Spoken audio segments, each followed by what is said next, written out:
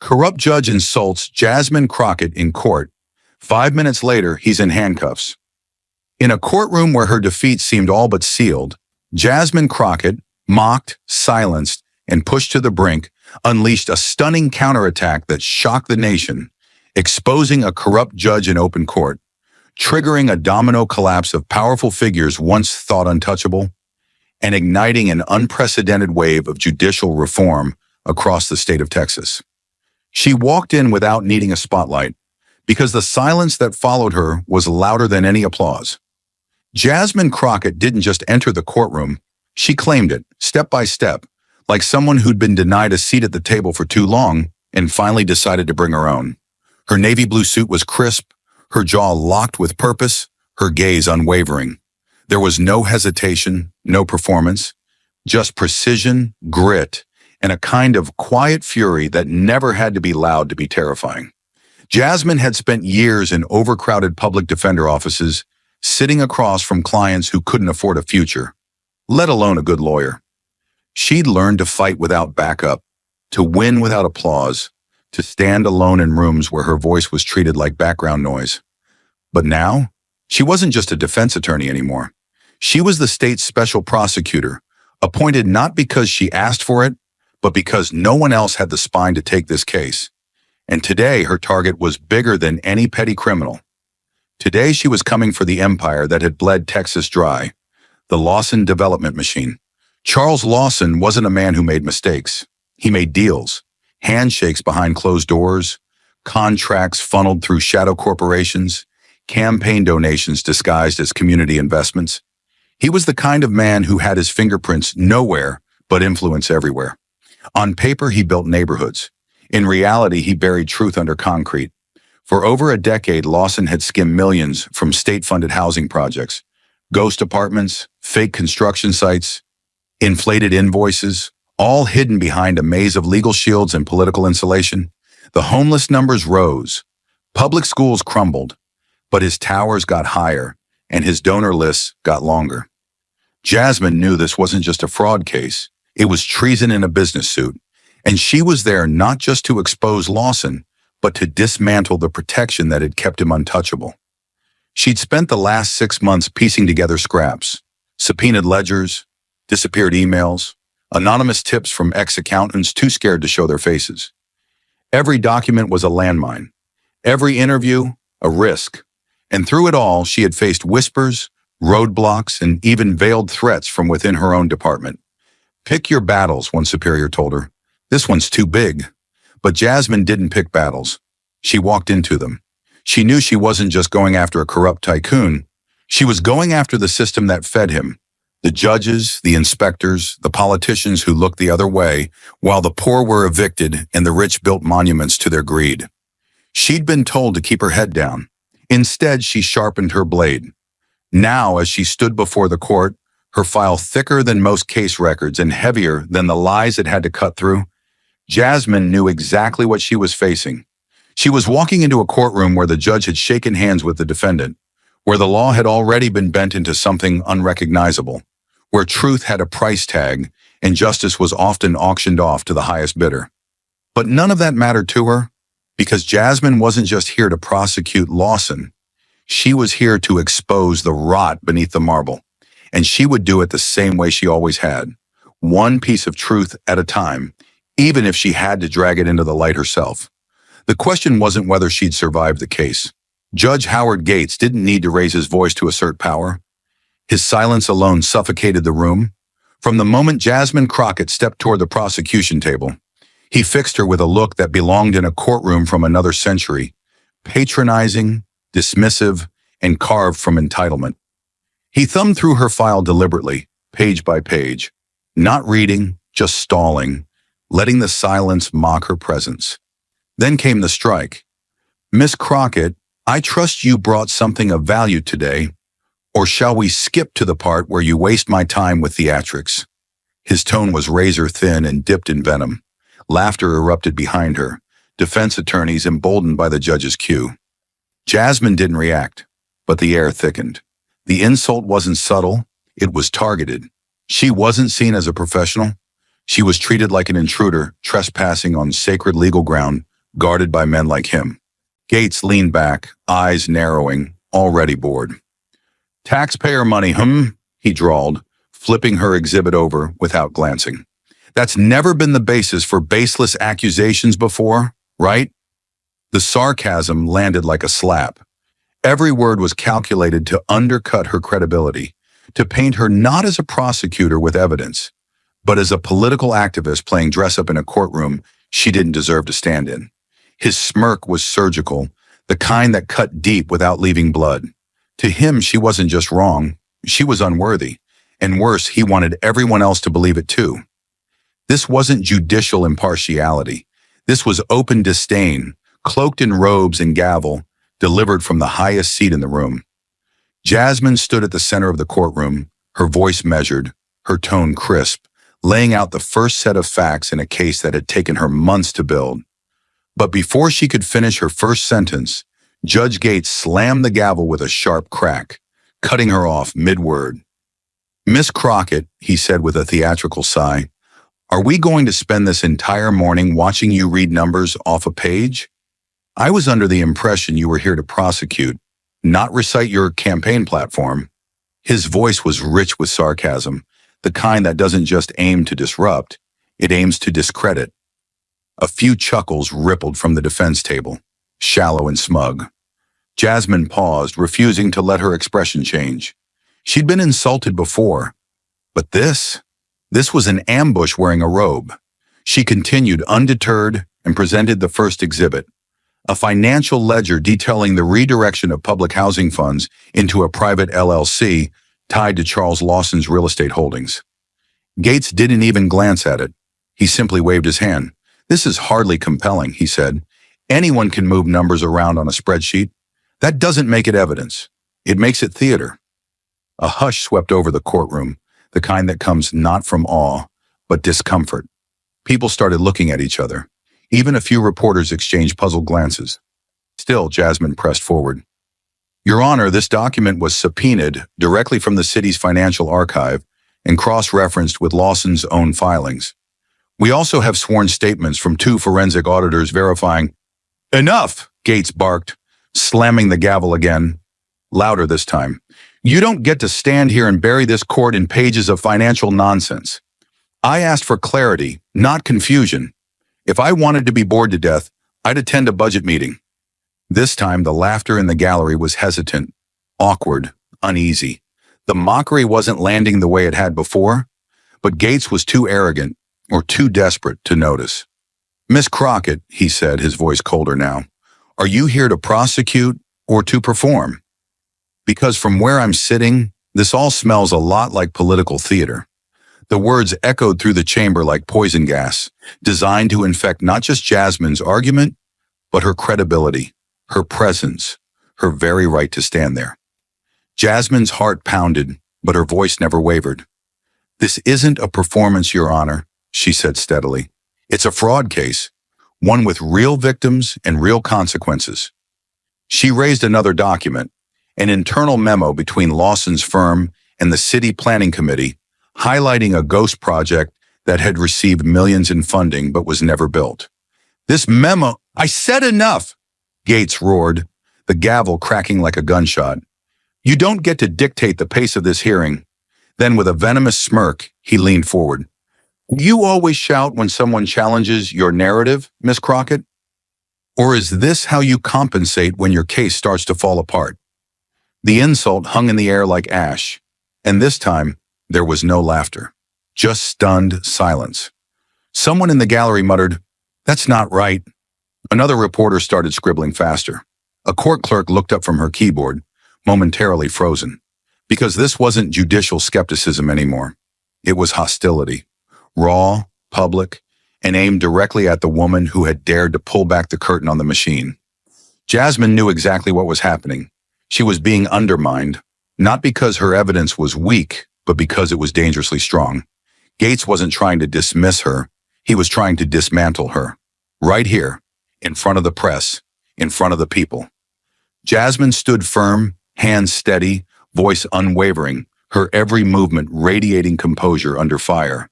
The tension in the room could have snapped steel, and yet she remained unshaken, her focus like a laser trained on the man who had spent the last hour trying to tear down everything she'd built. She didn't retaliate with emotion. She retaliated with truth.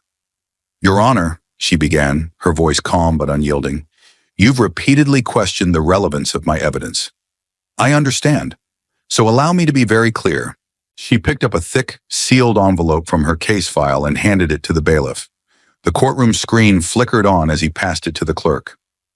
"What you are now seeing is a formal financial authorization form, pulled from the city's encrypted budget archive, cross-verified with Lawson's internal accounts, and authenticated via third-party forensic review." She paused, letting the words sink in. "It documents a $4.2 million reallocation from the South River Housing Fund to a shell company, LGL Urban Planning. No employees, no completed work, no tax history." Then came the knife. And this document was signed on a late Sunday evening by none other than Judge Howard Gates. A low, stunned murmur rolled through the courtroom like thunderclouds moving in slow motion. No one said a word, but no one could look away. On the screen was the judge's digital signature, time-stamped and linked to his personal login credentials from a courthouse workstation. Jasmine let the image linger, stepping aside so everyone could see. Gates sat still, but it was the stillness of a man cornered, his lips pressed into a line, his hands curled slightly around the edge of the bench. Jasmine continued, sharp as steel.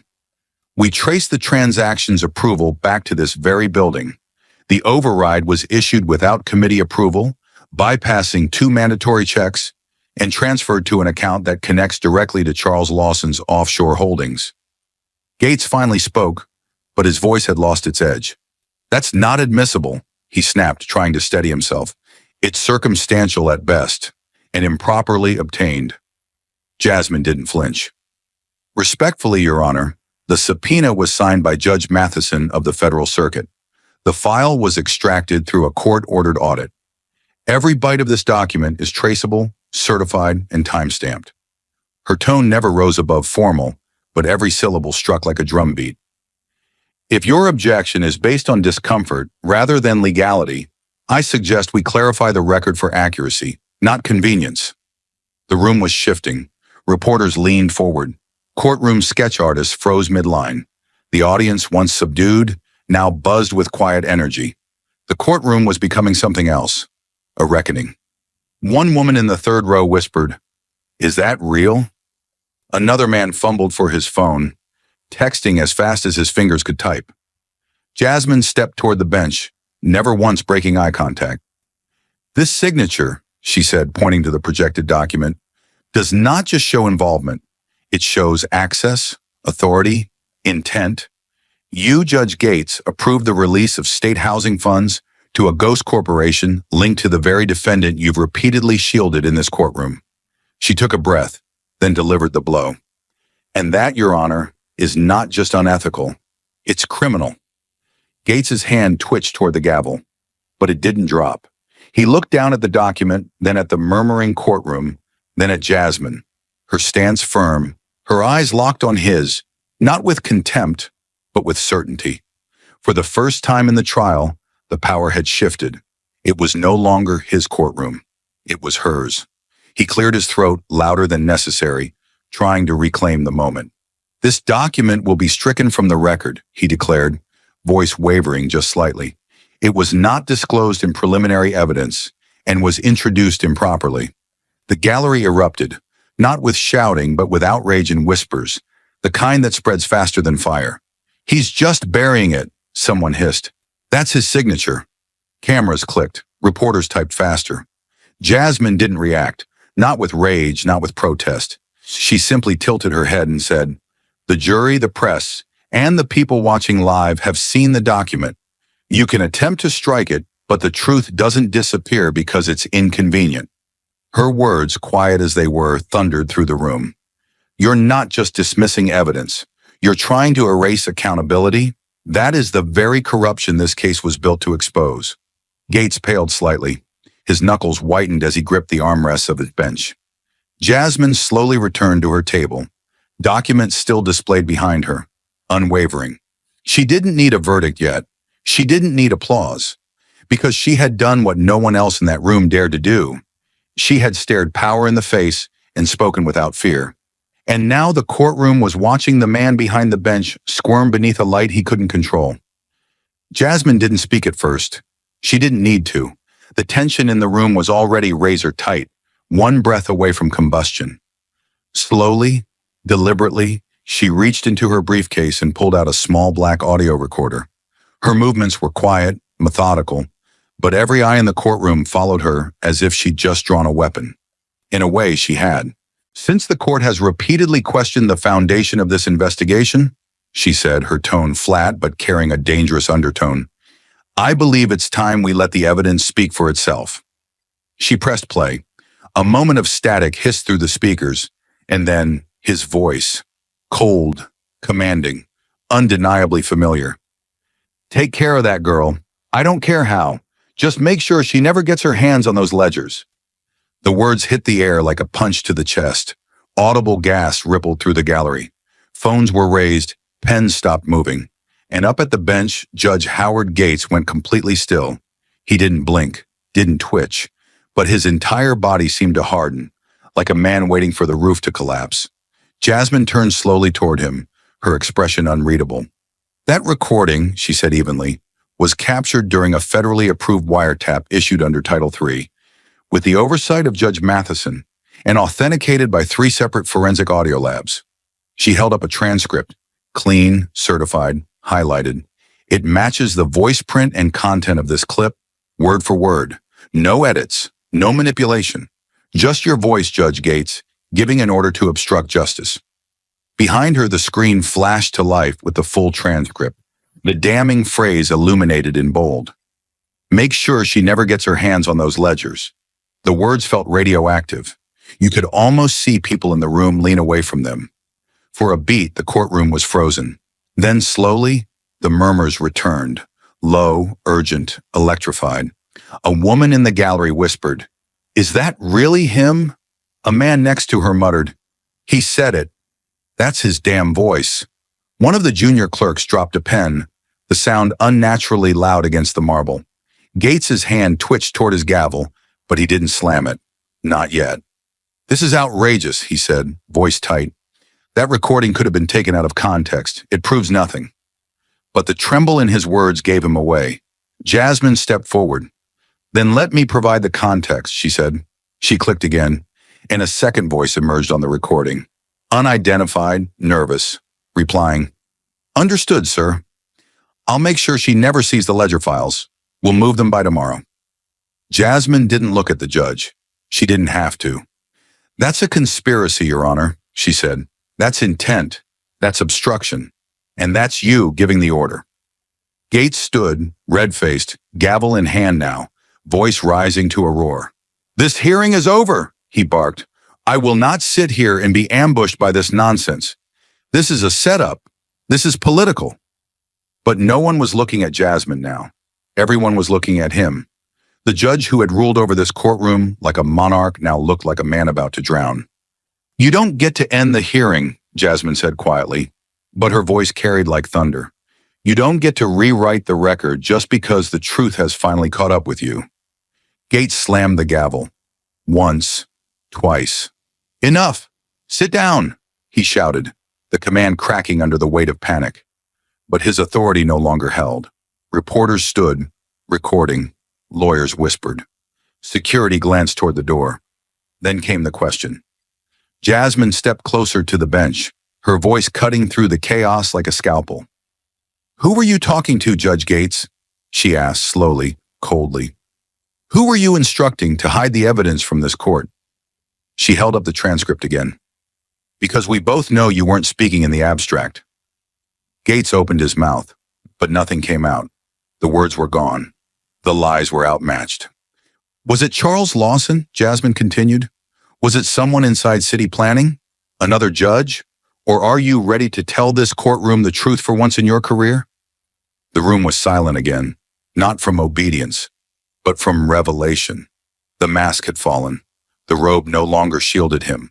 The gavel, once feared, now looked like a hollow prop in a bad play.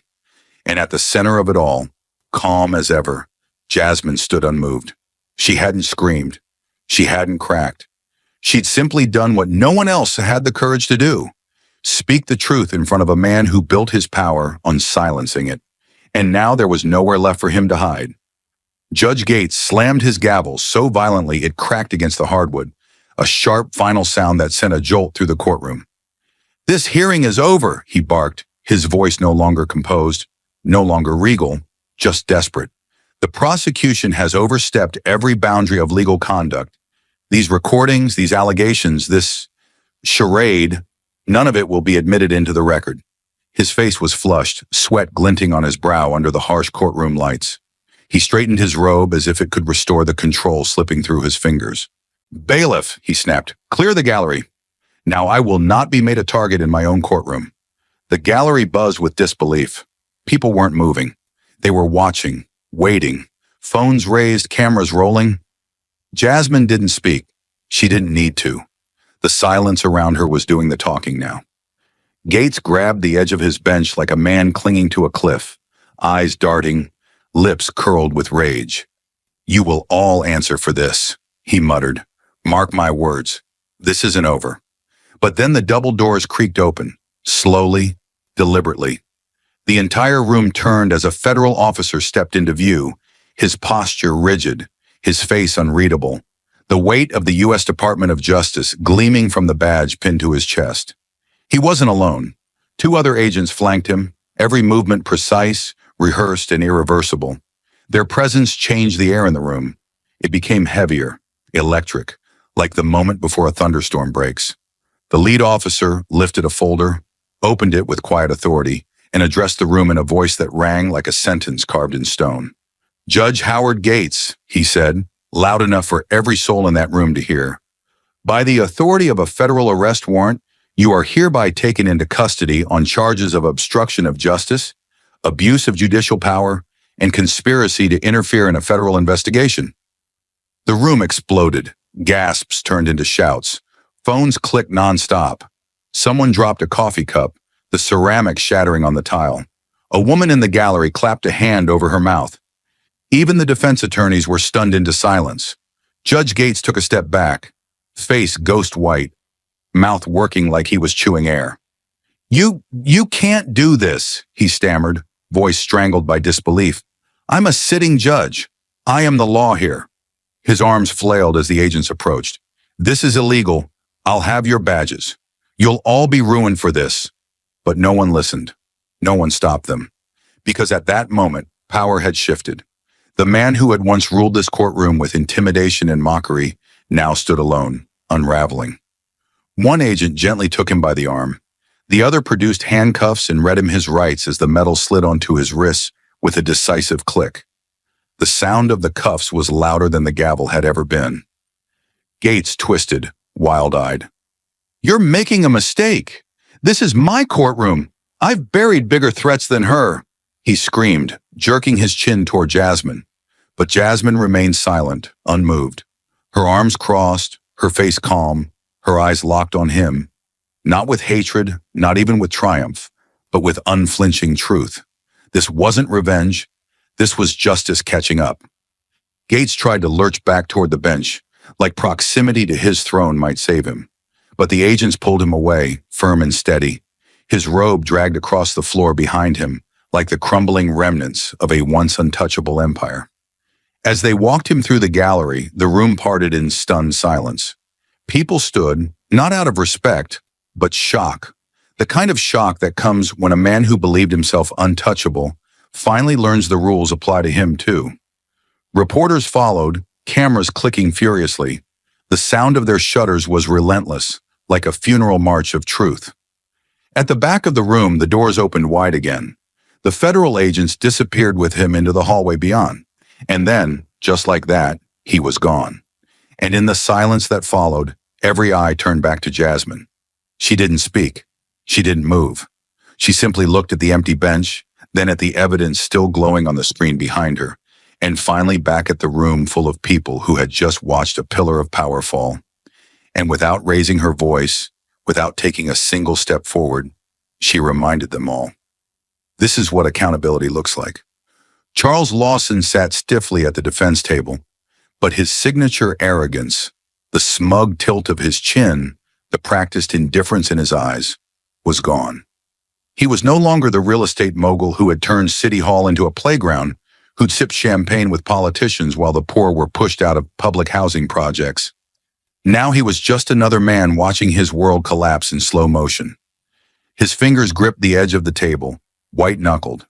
His breathing was shallow, his gaze flickering wildly between the empty judge's bench and the officers still posted by the door where Gates had been dragged out.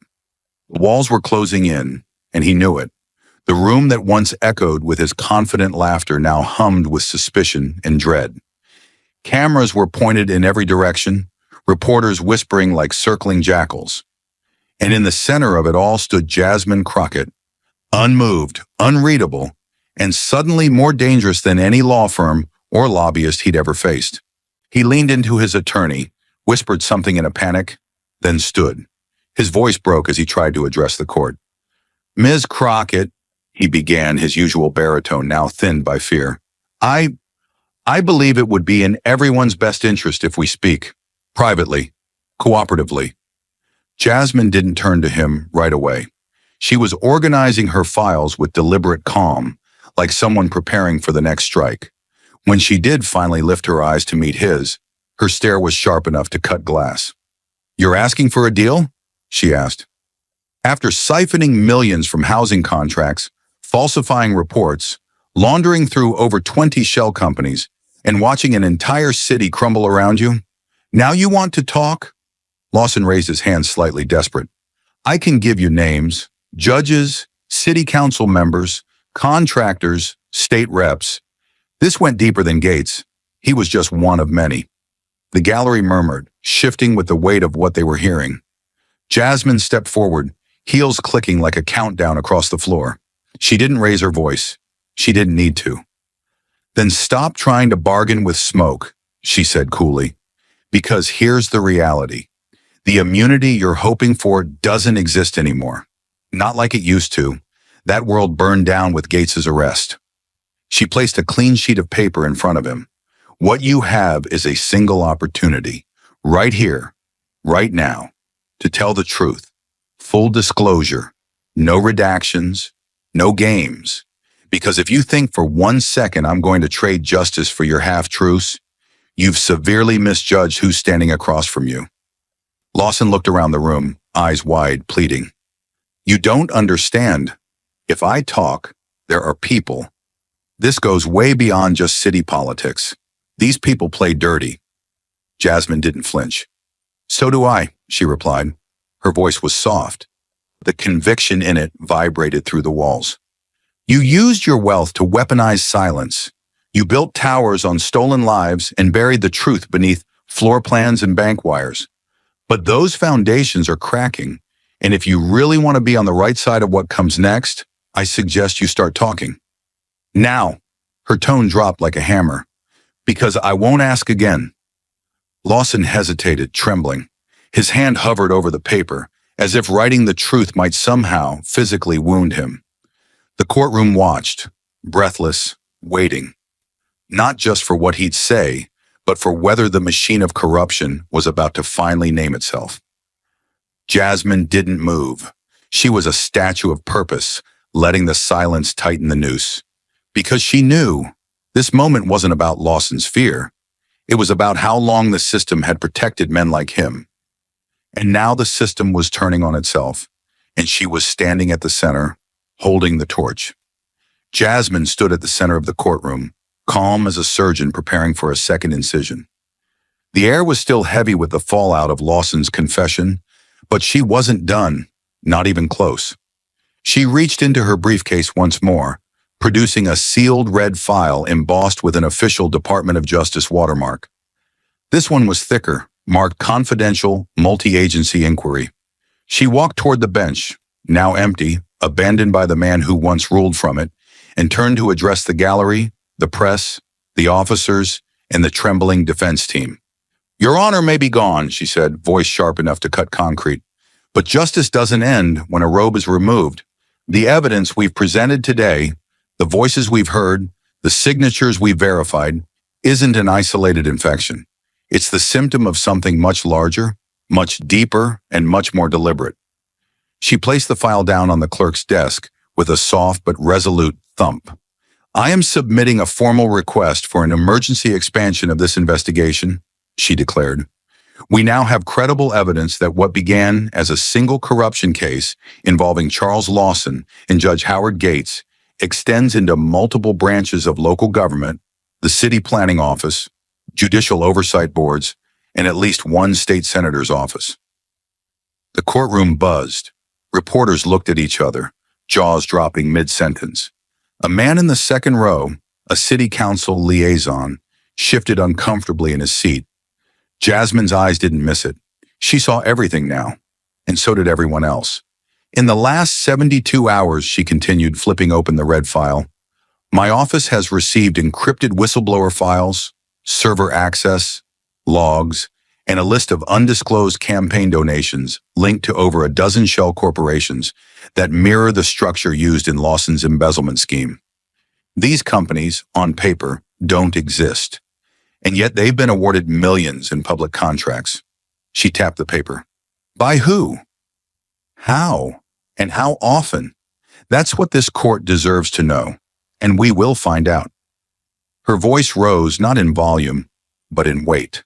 Each word was a hammer, and she was building a scaffold with it. This is no longer about one corrupt deal.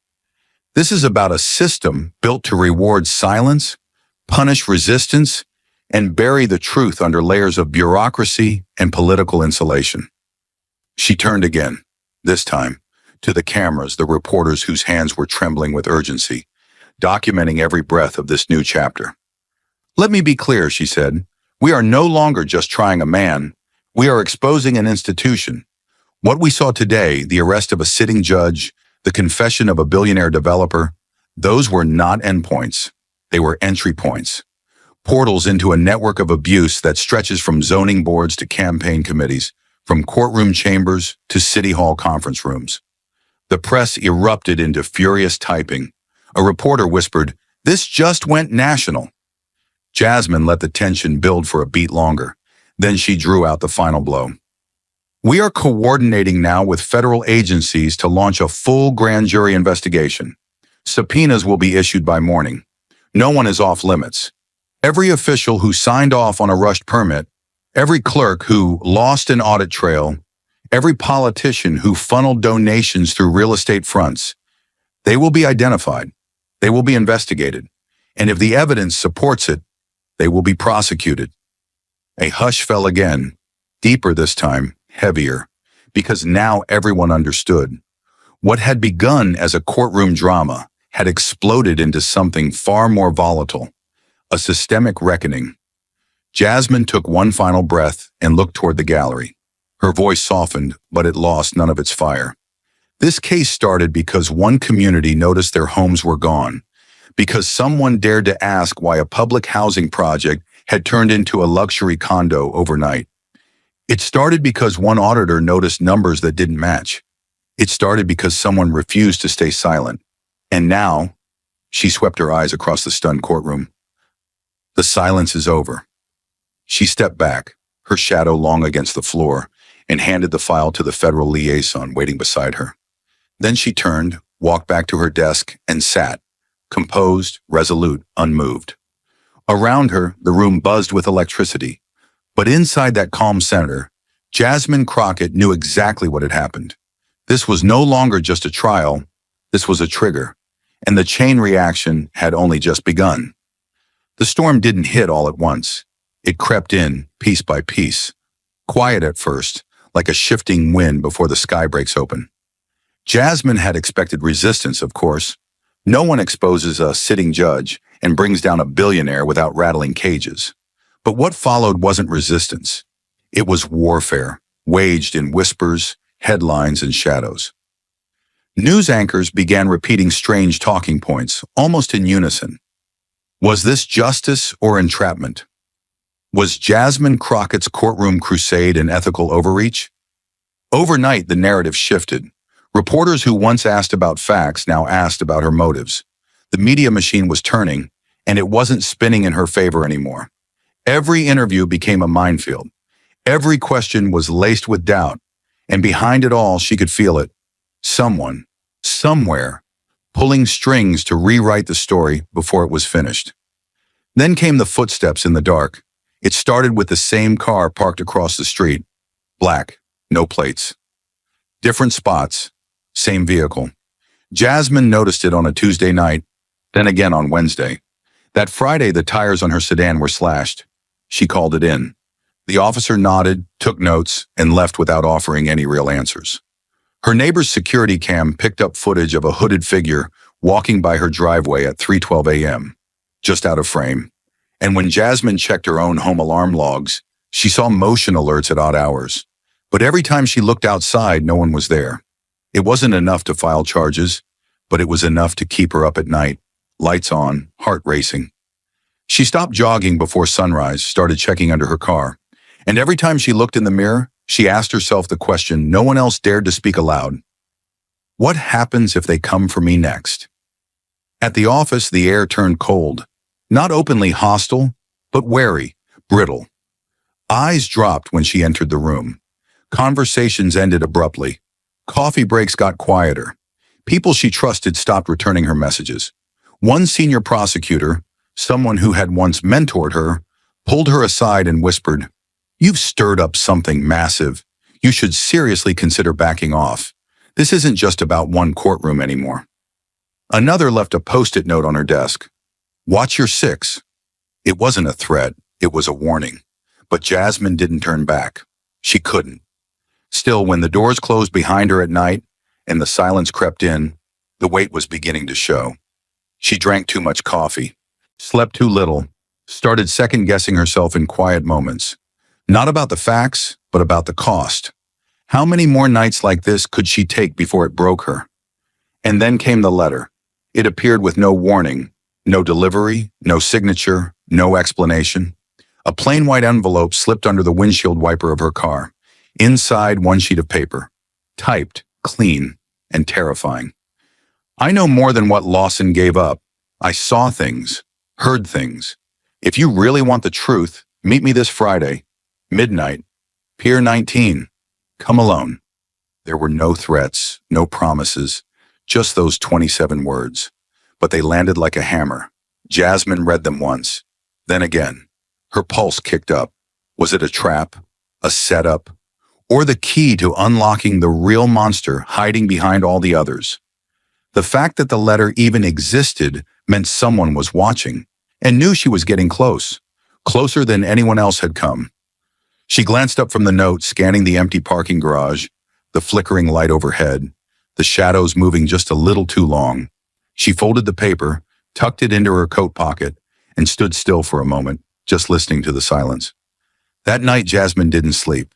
She sat in her apartment, the city glowing dimly outside the window, her laptop open but untouched. She replayed everything. Every name Lawson had dropped, every reaction in the courtroom, every blank space in the documents that felt too clean. And now, a meeting, in the dark, on a pier, with someone who claimed to know even more. Her gut twisted with uncertainty, but under it was something else. Resolve. She had faced worse. She had faced men like Gates and Lawson and lived to tell the truth. This anonymous voice, whoever they were, had just stepped into the light of her investigation. And if they really had what she needed, she'd be there. Because Jasmine Crockett wasn't just chasing justice anymore. Now she was chasing the source. The fog rolled in thick and heavy, swallowing the edges of the pier as Jasmine waited, every nerve in her body coiled tight. Her phone was off. No backup. No recording devices. Just her, standing under a flickering dock light that looked one power surge away from failing completely. In the silence, she could hear her own heartbeat. Then, like a ghost stepping out of history, the man appeared. He wore an old windbreaker, hood drawn low, eyes sunken from lack of sleep, or too many secrets. "You Crockett?" he asked. Jasmine gave a single nod. "Then listen carefully. I won't say this twice." He moved close, but not too close, and pulled a small flash drive from his coat. This holds copies of every ledger Lawson ever buried. You'll find offshore accounts, forged invoices, falsified project bids, and most importantly, state contracts with signatures. He looked around, lowering his voice. One of those signatures belongs to the sitting governor of Texas. Jasmine's eyes didn't widen, but something in her chest shifted. What kind of signatures? She asked. Approvals, he said flatly. Land deals that never went to public review. Multi-million-dollar grants rerouted through shell nonprofits. Green-lighted zoning changes passed in emergency sessions with no records. The governor's name is on at least 4 of them. And everyone links back to Lawson's empire. Jasmine stared at the flash drive like it was radioactive. The man wasn't finished. There's more. I included time-stamped footage, security camera pulls from Lawson's corporate headquarters, him walking into Judge Gates's private office. After hours, no security, no staff, just him in a folder. 12 times, over 6 months. Jasmine's pulse kicked hard in her neck. And the folder? Branded with the state seal. I don't know what was in it, but it always came out looking thinner. He shoved the flash drive into her hand. I've burned every bridge getting this to you. I've got a plane ticket and a bag already in a cab. When the sun comes up, I won't exist. You want to blow the lid off this state? That's your dynamite. Then he turned, gave her one last glance, and vanished into the fog as quickly as he'd come, leaving only the hum of the bay and the weight of his revelations hanging in the air. Jasmine stood frozen, not because she didn't believe him, but because she did. Every detail matched what she'd suspected but couldn't prove. Now it was here, in her hand, one flash drive away from the collapse of an entire political dynasty. Back in her apartment, the city lights glittered far away, mocking her with their usual indifference. Jasmine sat at her desk, the flash drive still untouched beside her laptop. She hadn't moved in over 20 minutes. Her fingers hovered, not because of doubt in the truth, but because of what the truth meant. If she released it, if she made this public, she wouldn't just take down Lawson and Gates. She would ignite a political earthquake that would rattle every branch of state power. Elected officials, prosecutors, judges, lobbyists. Some of them might be allies. Some of them might be friends. But none of them would be safe. And she'd become the target of everything the machine had left. She could already hear it. The whispers of discrediting, the shadow campaigns to destroy her reputation. They'd spin her as unstable, ambitious, biased. They'd leak her past, smear her family. And if that didn't work, they'd make her feel unsafe again. The car, the footsteps, the slashed tires, those were warnings. Mild ones. The next might not be. She glanced at the framed photo on her bookshelf, her first courtroom victory as a public defender, holding the hand of a mother whose son she'd helped acquit. That moment when justice still felt pure, simple, achievable. And yet here she was, staring at evidence that could finally reveal just how deep the corruption ran, knowing it might cost her everything. She stood up, walked to the window, and looked out at the sleeping city. 1,000 people walked past the Capitol building today without knowing its foundation had already cracked. She could let it stay that way, quiet, comfortable. But she hadn't come this far to be silent now. Jasmine Crockett didn't survive the fire just to become the ashes. She reached for the flash drive, gripping it like a weapon in a prayer, and whispered to herself, "They built a system of fear. I'm going to answer it with the truth." Then she turned, flipped open her laptop, and prepared to set the whole damn thing on fire. The governor's press conference was a performance, scripted down to the breath. He stood beneath the gleaming state seal, flanked by stone-faced aides, and spoke with the calm assurance of a man who had survived scandal before. But this time, the enemy wasn't a lobbyist or a rival party. It was Jasmine Crockett. "We must not allow chaos to define justice," he said, his voice smooth as silk, eyes hard as stone. "There are those who would rather see this state burn than see it govern." He never said her name. He didn't have to. The subtext was louder than the cameras clicking all around him. Every line was a dagger wrapped in patriotic rhetoric. Disorder disguised as truth. A political crusade masquerading as justice. The misuse of power by a single prosecutor who stepped outside her duty. What he didn't say, what he didn't need to say, was that this was a declaration of war. And Jasmine Crockett was now standing against an entire political machine. The consequences were immediate. By the time she returned to her office, her keycard had been downgraded. Files she had built for months locked. Her court access? Temporarily suspended pending review. Her calendar wiped. Her secretary, gone without notice, reassigned to traffic court in another building. Her legal inbox? Blocked. Administrative maintenance, they told her. Colleagues who used to smile now looked through her like she was made of glass. No one said her name. No one returned her calls. It wasn't a suspension. It was exile. A bureaucratic assassination by 1,000 silent cuts. She was physically present, but professionally erased. The system was folding in on itself like a wounded animal, and it wanted her blood to stop the bleeding. She sat in her darkened office, a once busy war room now hollow and cold. Boxes of files untouched, lights flickering overhead. Her phone buzzed only once that day, a text from an unknown number. Told you it was too big. She didn't answer. She didn't cry. But the silence clawed at her. More than threats, more than smears. It was this strategic void meant to starve her of resolve. And still, she stayed. Because truth doesn't retreat. It doesn't die in darkness. It waits for the light. And then, the spark came. It wasn't from a newsroom or a political ally. It came from a journalist who worked out of a basement apartment, whose platform wasn't national television, but a blog with 3 million fiercely loyal readers. His name was Eli Navarro, a watchdog known for exposing corruption when no one else dared to look. Late one night, Jasmine got the alert.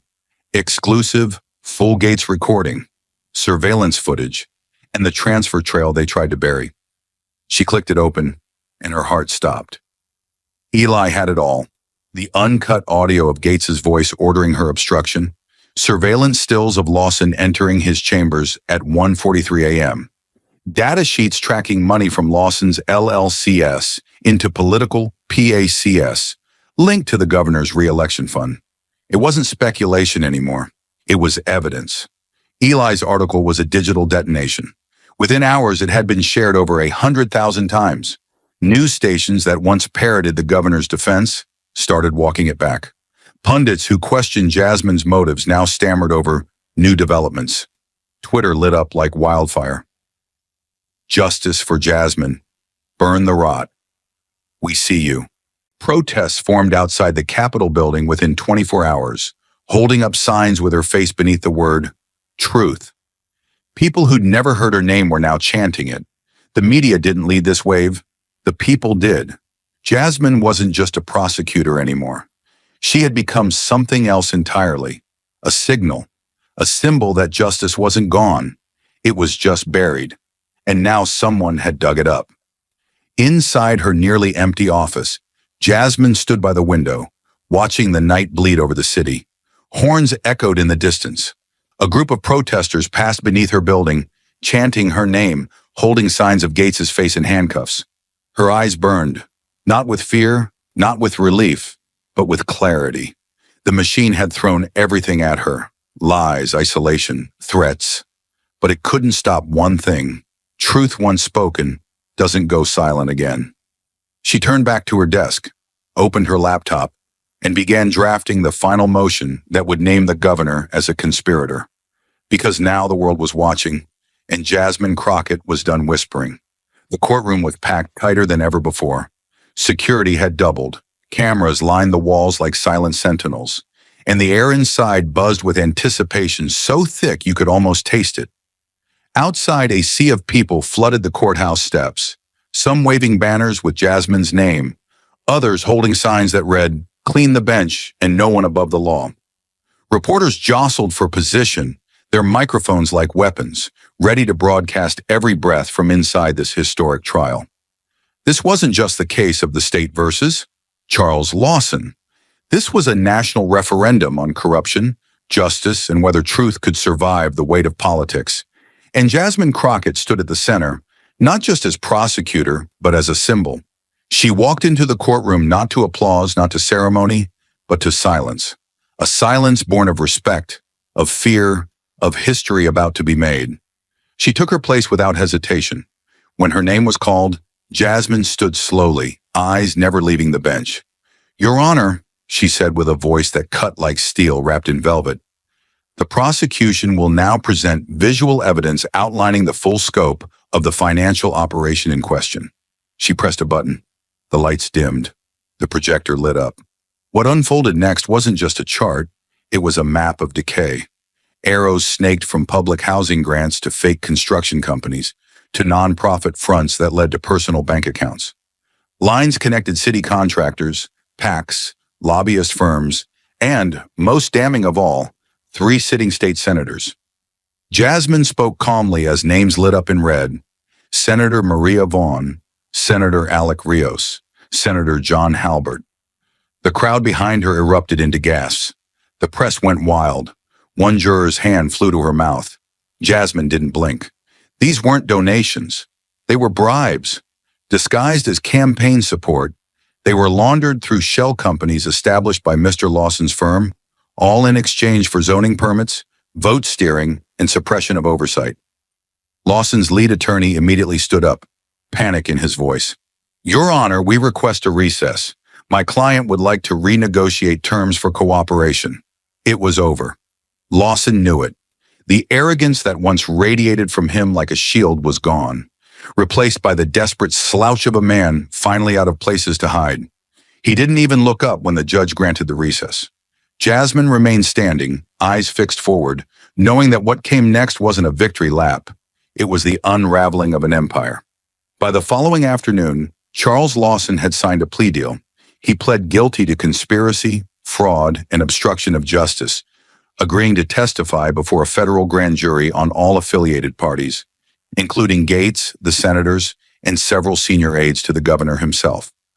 The news hit like a bomb. Headlines screamed across the country: "Billionaire pleads guilty in largest state corruption case in decades." 3 senators implicated in explosive trial. From prosecutor to reformer, the rise of Jasmine Crockett. Within a week, subpoenas flooded state offices. A dozen top officials were placed under investigation. One senator resigned before he could be indicted. The governor's press secretary went silent. Suddenly, people who once wielded unchecked power found themselves hunted by the very justice system they thought they owned. But through it all, Jasmine refused to claim the spotlight. She turned down talk shows, refused a book deal. When asked by a reporter how it felt to bring down an entire network of corruption, her answer was unwavering. "I didn't come here to be famous. I came here to follow the law. That's all. That's what they forgot." Still, the public wouldn't let go. She became a lightning rod for a new movement. Citizens demanding judicial reform, accountability, transparency. Law students began citing her closing arguments. Her photograph was painted on the side of a Dallas building with the words, "Truth is relentless." But in her office, now restored, restaffed, and filled with new files, Jasmine sat alone, reviewing her next case. She didn't see herself as a symbol.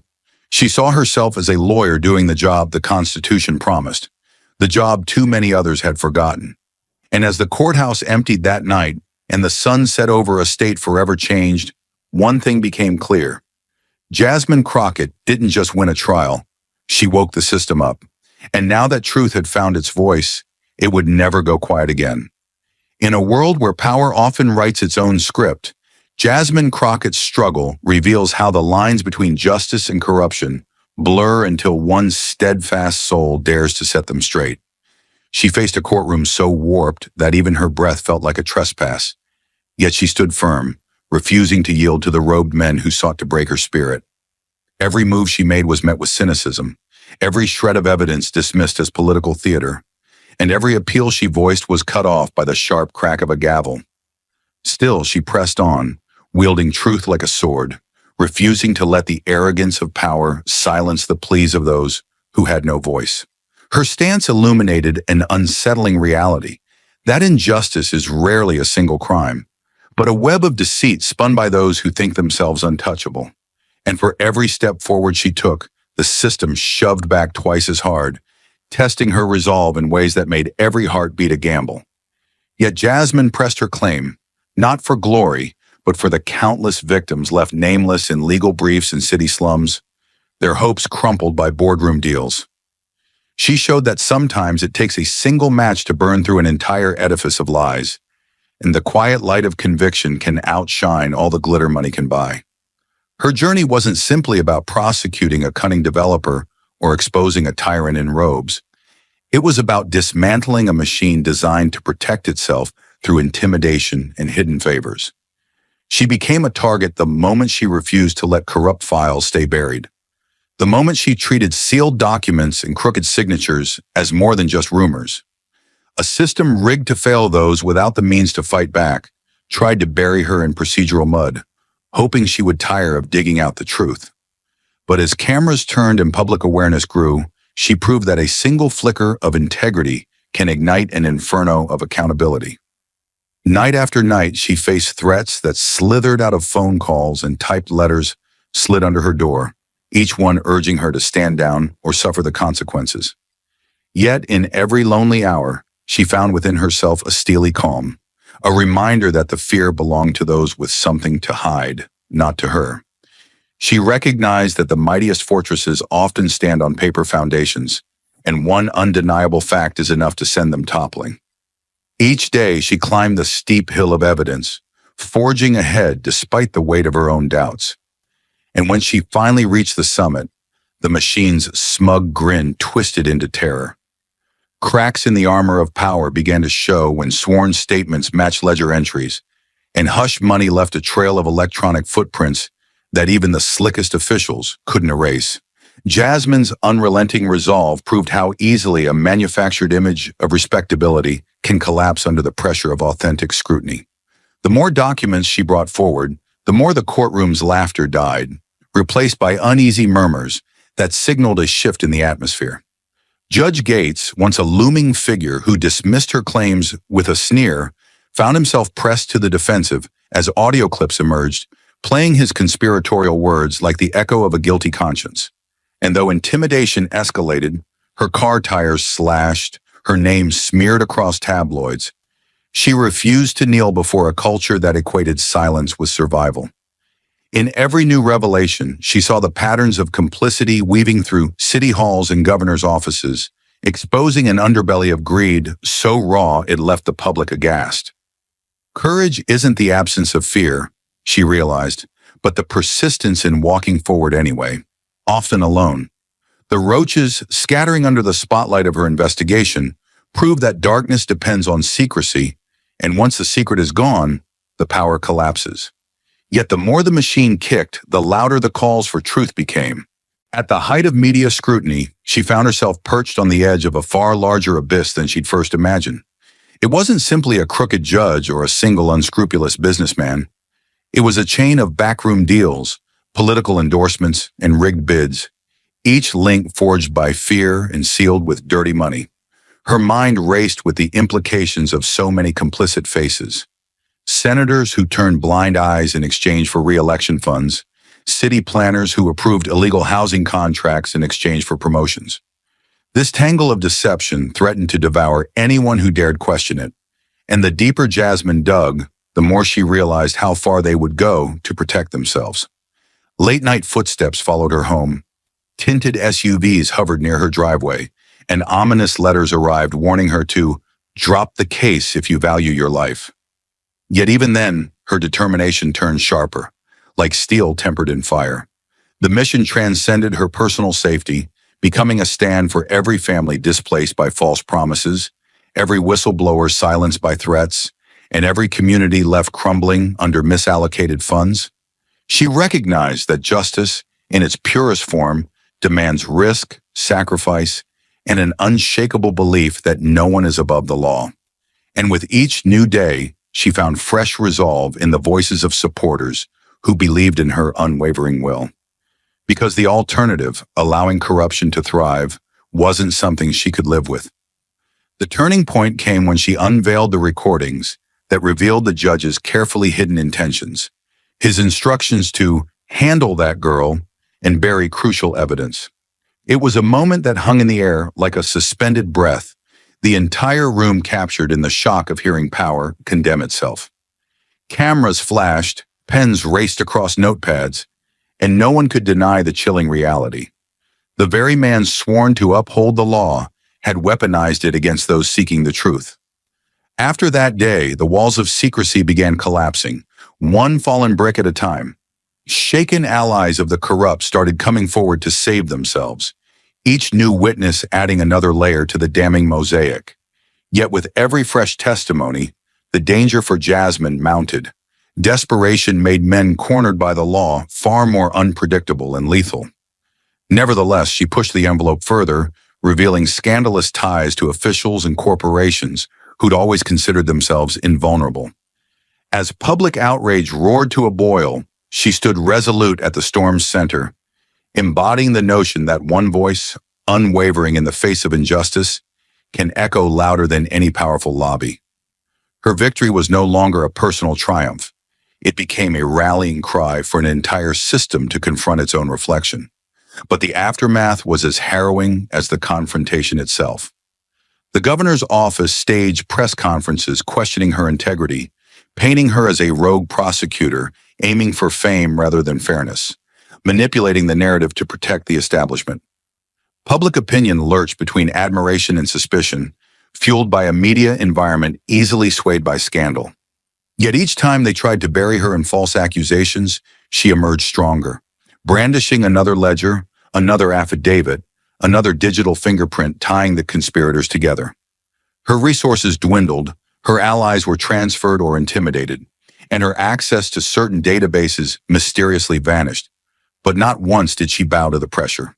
Because in the end, the real power lay not in position or wealth, but in truth. And truth, she understood, holds a might that even the greatest fortress cannot withstand once cracks appear in its foundation. The fact that so many behind closed doors feared her spoke volumes about their guilt. She clung to the knowledge that every piece of evidence she presented chipped away at a long-standing structure of corruption. The more they tried to muzzle her, the more obvious their own complicity became, and the public, once apathetic, finally began to see the system for what it was. The essential lesson from Jasmine Crockett's story is that real change almost never emerges from comfort. It flowers in the tumult of defiance. She taught a cynical society that it takes relentless perseverance to peel away the layers of deception that powerful figures wrap themselves in. Holding a gavel or flaunting an impressive title doesn't bestow legitimacy on a person's actions. Accountability is what defines legitimacy. And though she stood on a stage mined with threats and sabotage, her unwavering stance lit a path for others to follow. Her resilience proved that institutions meant to serve the public can become breeding grounds for self-serving agendas if left unchecked. The outpouring of testimonies that followed her revelations wasn't coincidence. It was the ripple effect of seeing one woman stand unshaken. People discovered courage in her example, realizing that silence is complicity and speaking out, even alone, can spark a revolution of accountability. She didn't do it for fame or for the fleeting rush of a courtroom victory. She did it because that was her duty, the very essence of law she had sworn to uphold. In doing so, she unlocked the extraordinary power of a single moral stand against a tsunami of corruption. Thank you for watching until this moment and for standing with us on this journey for justice. Your support means everything. Like, subscribe, and turn on notifications so you never miss what's next. And we'd love to hear your thoughts. Leave a comment below and let us know what moved you most in this story. Together, our voices make a difference. Judge insults Kamala Harris in court. Minutes later, he's dragged out in handcuffs before everyone. Kamala Harris pushed open the heavy courtroom door, heels echoing sharply against the marble floor as she stepped into a space charged with tension. Her tailored navy blue suit contrasted starkly with the dark mahogany of the benches and walls, but it was the fire in her eyes that truly stood out. Reporters lined the gallery, scribbling notes and angling cameras, eager for drama. This was no ordinary hearing. It was a high-stakes corruption case against Gregory Moore, a wealthy real estate tycoon accused of embezzling millions in state funds. Kamala had spent weeks poring over financial records, mapping every hidden transaction, memorizing every inconsistency. She came armed with truth, data, and a moral compass honed through decades of witnessing injustice. But before she could even reach the prosecution table, a voice thundered through the courtroom, cutting, cruel, and designed to humiliate. "Miss Harris," Judge Howard Gates sneered from the bench, his tone dripping disdain, "did you walk into the right room?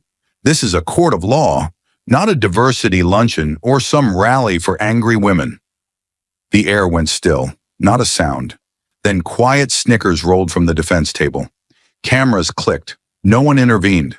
Kamala froze for only half a breath, her fingers tightening around her briefcase. But she didn't flinch. She took another step forward, chin high, spine straight, refusing to let her presence be diminished by a man who had turned the gavel into a weapon. Her heart pounded, but her voice when it came was steady. "Your Honor, I'm here on behalf of the people to present evidence in a criminal case involving the misappropriation of taxpayer funds." Gates leaned back in his chair with theatrical exhaustion, eyes rolling upward as if bored already. "Oh, spare me the sanctimony," he said, waving a hand. "You're here for the spotlight. Don't pretend otherwise." The audacity of it all hung in the room like a foul odor. Kamala looked to the jury box, then the crowd. Not one official, not one attorney, not one reporter spoke up. She was alone. A black woman standing in a courtroom designed to silence her before she spoke. Gregory Moore, seated comfortably beside his legal team, smirked with his arms crossed, oozing arrogance. He had friends in high places. This trial to him was nothing more than an inconvenience. The judge was clearly on his side. The message couldn't have been clearer. Kamala wasn't supposed to win this. She wasn't supposed to challenge a man with billions and a friend wearing the robe. Gates adjusted his glasses and peered down at her. "Let's just get this over with, Miss Harris. I hope you brought more than emotional outbursts and race-based grandstanding." Every word hit like a slap, calculated to provoke, to dismantle her composure in front of a sea of eyes and judgment. Kamala's jaw clenched. The weight of history pressed against her shoulders, the echoes of every courtroom that had ever told a woman like her she didn't belong. But she didn't scream. She didn't fold. She placed her briefcase on the table, opened it with calm precision, and removed the first folder. Her movements were controlled, almost ritualistic, as if every motion was an act of resistance. "With all due respect," she said, eyes locked on Gates, "I'll let the evidence speak louder than your contempt." The courtroom tensed. She had drawn a line, not with shouting, but with unwavering dignity. Her voice didn't rise, but the silence that followed roared louder than anything she could have shouted. Gates scoffed again, clearly irritated she hadn't broken. "We'll see," he muttered, tapping his gavel lazily. "Proceed, if you must." Kamala Harris stood tall at the prosecution table, her hands steady but her breath caught in her throat as she prepared to speak. She flipped open the folder containing damning evidence. Financial discrepancies, falsified invoices, internal emails that could sink Gregory Moore's empire in seconds. But the moment her lips parted, Judge Howard Gates slammed his gavel with a sharp crack. "Miss Harris, if you're going to drown us in paperwork, at least make it worthwhile," he barked, tone mocking, his voice slicing through the air like a whip. She paused, adjusted her posture, and tried again. "Your Honor, if I may direct the court to Exhibit A—" "Denied," he interrupted coldly. "We've all seen enough charts for one day." The defense table erupted in quiet chuckles. The courtroom wasn't just against her, it was laughing at her. And no one, not a single soul, moved to stop it. She swallowed the knot in her throat, flipped to the next page, and continued, refusing to let the heat rising in her chest derail her. "This document shows the diversion of funds from the Public Housing Initiative directly into Moore's private firm," she said, her voice gaining strength. But Gates leaned forward, feigning confusion. "So, we're accusing wealthy people of being successful now?" He smirked, laughter again. Her words twisted into mockery, her evidence reduced to a punchline. "No, Your Honor," she said, jaw tight. "We're accusing a man of stealing from the very people the government is meant to protect." "Ah," Gates drawled, raising a brow. "So it's that kind of prosecution." The phrase hung in the air like poison. She knew what he meant. A political case. A woman of color on a crusade. The stereotypes swirled like vultures above her head. Kamala's pulse quickened. She could feel the blood pounding in her ears. Still, she stayed composed, anchoring herself to the table as she lifted another document, an internal memo time-stamped and signed by Moore's CFO. But the moment she lifted it, Gates scoffed. "Miss Harris, do you plan on reading every office memo in Moore's company? Because at this rate, we'll be here until Christmas." Her teeth clenched behind a tight-lipped smile. She couldn't afford to lose control. She was being baited, and everyone in the courtroom knew it. The defense team exchanged smug glances, and the spectators, sensing a power imbalance, leaned into the show. This wasn't a courtroom anymore. It was a stage, and she was being set up to fail in front of a national audience. Her voice, when she spoke again, was quieter, but sharper. "This memo contains direct instructions to conceal the source of funding," she said. "It corroborates 3 separate testimonies." "Miss Harris," Gates snapped, his gavel striking again, "I'm going to stop you right there. If you continue with this kind of dramatization, I will hold you in contempt." Gasps fluttered through the gallery. Kamala blinked. Contempt? For reading evidence? Her spine went rigid.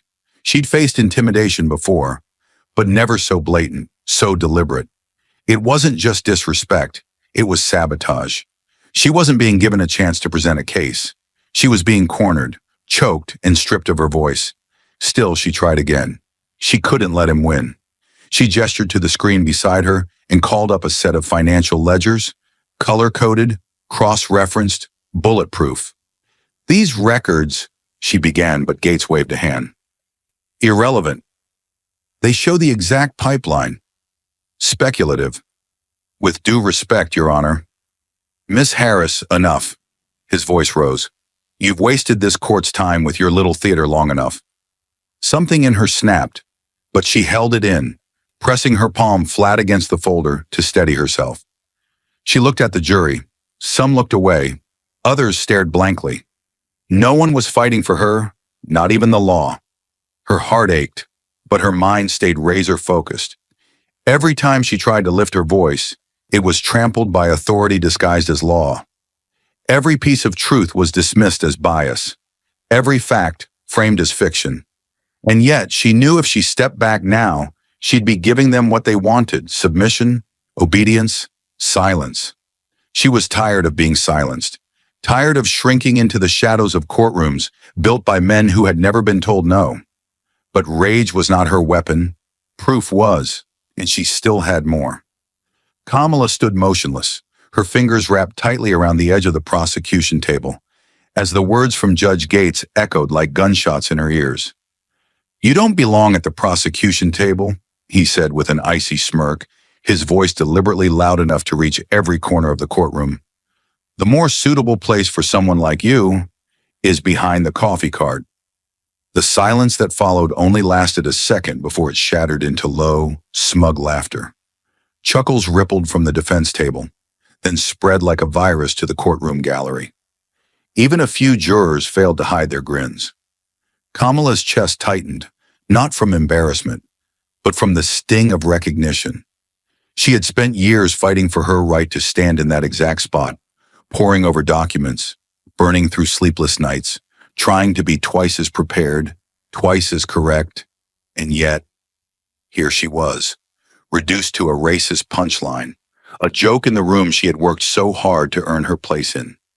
She blinked slowly, fighting the urge to react, to scream, to slam her fist on the table and demand the respect she deserved.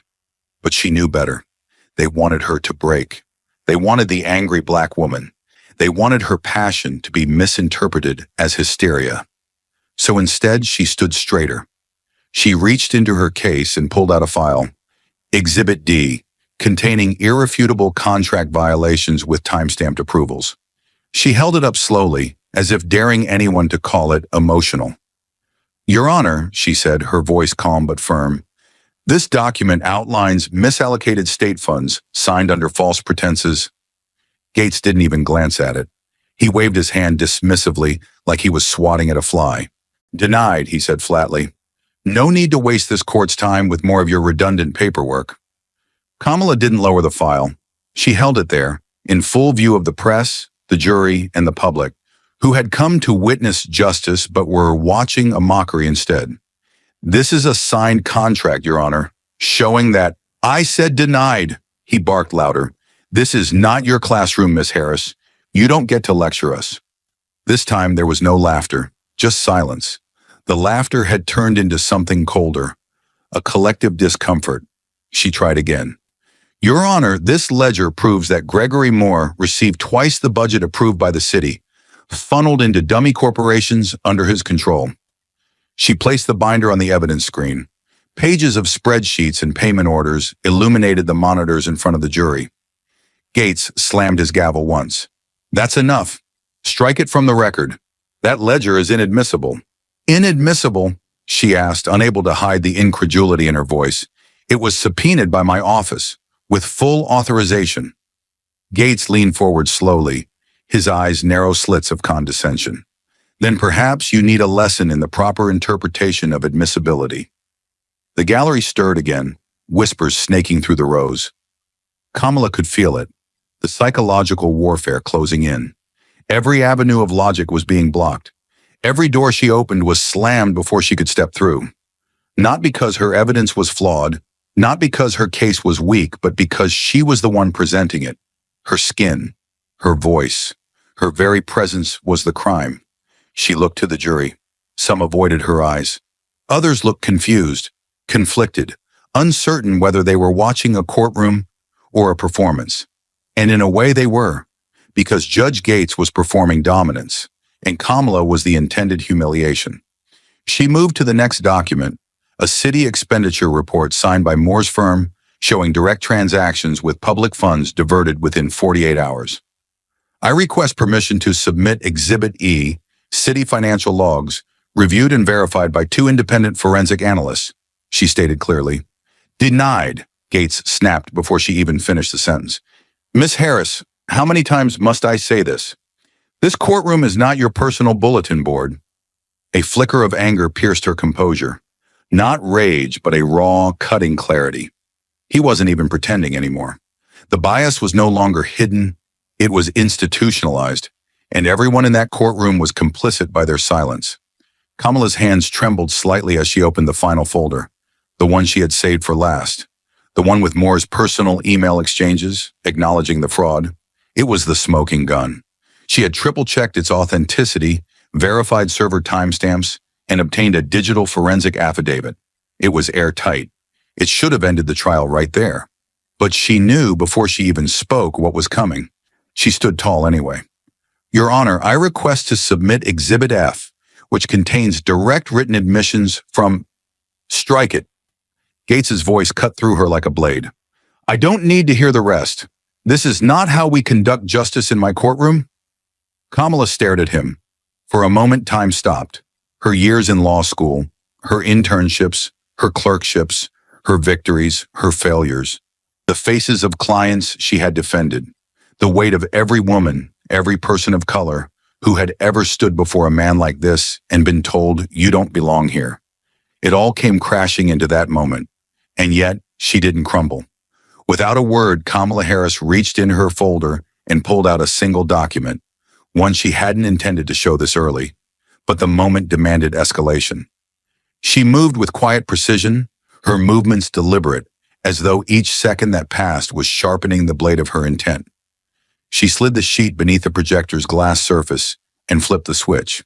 The screen at the front of the courtroom blinked, then filled with an image, a scanned city contract, dense with legal language, rows of budget allocations, and at the very bottom, one signature. It was bold, clear, unmistakable. Kamala didn't speak. She didn't need to. A wave of murmurs rippled across the courtroom as every eye locked onto the name in cursive ink. Howard Gates, the judge's name, at the bottom of a document approving illegal fund transfers to Gregory Moore's company. The room seemed to inhale collectively. Judge Gates didn't move at first. His mouth tightened, but his voice, when it came, was cold and steady. Too steady. "This document," he said, clearing his throat as his eyes darted to the screen, "is not legally admissible. It was improperly obtained." I'm striking it from the record. But the words rang hollow. The damage was done. The jury had seen it. The press had seen it. Everyone had seen it. The press had seen it. Everyone had seen it. And more importantly, they knew he had seen it too. A ripple of energy passed through the gallery like the tremor before an earthquake. For a moment, no one breathed. Then whispers began to spread like wildfire. Cautious at first, then louder, full of shock, disbelief, and growing realization. The courtroom was no longer a performance space. It was a battleground, and Kamala had just fired the first shot. She stood perfectly still, her arms crossed in front of her, watching Gates with unblinking calm. Her silence screamed louder than any accusation. Across the room, the defense team scrambled. Papers rustled. Moore leaned toward his lawyer, whispering furiously. The judge shifted in his chair, suddenly looking smaller beneath his robe, the authority he once wielded like a sword now trembling in his grasp. "Miss Harris," he said finally, his tone clipped, "you will cease this line of presentation immediately. This is bordering on contempt." Kamala raised an eyebrow, her voice cutting through the tension like a scalpel. "With respect, Your Honor, the people of this courtroom have a right to understand the full extent of this corruption, especially when the presiding authority appears to be personally involved." Gasps erupted. Even the bailiff's eyes widened. Gates slammed the gavel once, twice. The sound echoed like gunfire. "I will not tolerate this behavior," he barked. But the cracks had already formed. The gavel no longer silenced the room. It amplified it. Kamala stepped forward, her tone unwavering. "This document was subpoenaed through proper federal channels. Verified, time-stamped, authenticated." She gestured to the screen, letting the image linger. "If there's any objection to its legitimacy, I invite a full forensic audit." Her challenge hung in the air, undeniable and unflinching. Gates opened his mouth, but no words came out. His jaw clenched. His knuckles whitened around the gavel. He was cornered, not by force, but by facts. Cold, inescapable, documented truth. From the gallery, reporters began scribbling frantically. Phones lifted, not to scroll, but to capture. Somewhere in the back, a camera clicked. This wasn't just a court proceeding anymore. It was a public reckoning. Moore's lawyer stood up, attempting to protest, but his voice was drowned out by the mounting chatter in the room. The tide had shifted. Kamala could feel it. For the first time all morning, she wasn't speaking into silence. She wasn't battling alone. Truth had pierced the veil of intimidation, and Howard Gates knew it. She didn't smile. She didn't gloat. But her next step was like thunder. Calm, heavy, irrevocable. "I'm not here to attack this court," she said slowly, making eye contact with each juror. "But if the court is compromised, then the people deserve to know. They deserve better." Her voice echoed with clarity and conviction. No theatrics, no performance, just the raw force of integrity standing in the face of corruption. It wasn't just about Moore anymore. It was about who had enabled him, who had protected him, who had signed his deals in the shadows, and now sat, cloaked in robes, pretending to arbitrate justice. Judge Gates's mask cracked. A bead of sweat formed at his temple. His fingers trembled as he reached for his glass of water. But the silence that followed Kamala's words was louder than any protest he could summon. The courtroom had changed. The rules had shifted. And Kamala Harris, calm, relentless, unbreakable, had just taken control. Not through fury, not through manipulation, but through truth. Displayed on a screen, signed in ink, bearing the name of a man who thought he was untouchable. And now everyone knew he wasn't. Kamala Harris reached calmly into her briefcase, her fingers brushing past thick folders and legal pads until they closed around a small, unmarked black recorder. She didn't say a word. Not yet. Her silence, deliberate and controlled, carried more tension than any outburst ever could. The courtroom, still buzzing from the revelation of Judge Gates's signature on the illegal contract, had started to simmer down. But Kamala wasn't done. Not even close. She placed the device on the prosecution table, pressed play, and took a step back. A sharp click echoed through the speakers, followed by a low, grainy voice, shaky at first but unmistakable. "Destroy those files," the voice snarled. "Don't let Kamala get her hands on them. If she sees what's in there, we're finished." The words sliced through the courtroom like glass. The room froze. Mouths hung open. Pens stopped mid-sentence. Every pair of eyes turned toward the bench. Judge Howard Gates didn't move. For the first time that morning, the smug smirk had vanished from his face. His posture stiffened, his hand gripped the edge of his desk, and his lips parted, just slightly, as the reality set in. The voice on the tape was his. There was no mistaking it. No one spoke. No one dared. The gallery was silent, save for the low hum of the recording as it played a second time, just loud enough to hammer the point home. Kamala stood still, her arms crossed, eyes locked on Gates. She didn't gloat. She didn't raise her voice. She let the weight of the evidence do the work. The jury looked stunned. One juror turned pale. Another leaned forward, whispering something inaudible to the person beside him. The defense team had stopped moving entirely. Moore's lead attorney was white-knuckling his notes, his knuckles bone-white. Kamala reached again into her case and pulled out a folder, thick with official stamps and labels. She opened it with quiet precision, revealing a digital transcript, line for line, matching the recording to the word. "This transcript," she said, her voice cool and measured, "is from a federally authorized wiretap placed on a phone registered to one of Gregory Moore's financial consultants." She held the document up for the bailiff to collect.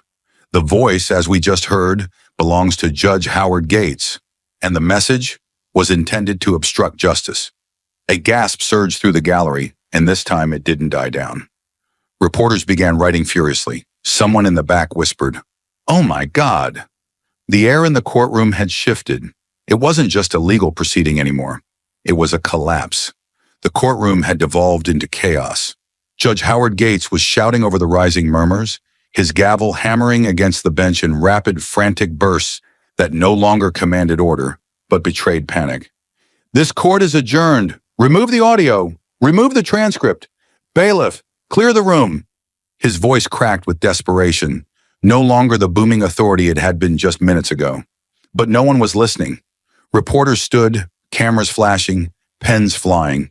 Jurors whispered furiously among themselves, eyes darting between Kamala and the bench. The defense team looked like a house of cards mid-collapse, with Gregory Moore visibly sweating through his expensive tailored suit. Kamala remained still, calm, grounded, eyes fixed on the man who had mocked her, silenced her, dismissed her. The air was electric. And then, the rear doors of the courtroom burst open. All heads turned in unison. 3 figures stepped through in crisp, dark suits. Their movements were controlled, efficient. No hesitation, no questions. The one in the center held a badge, glinting in the harsh overhead light. "Federal agents," he said, loud enough for everyone to hear. "We're executing a federal arrest warrant." The room froze. Even the cameras stopped clicking for a beat.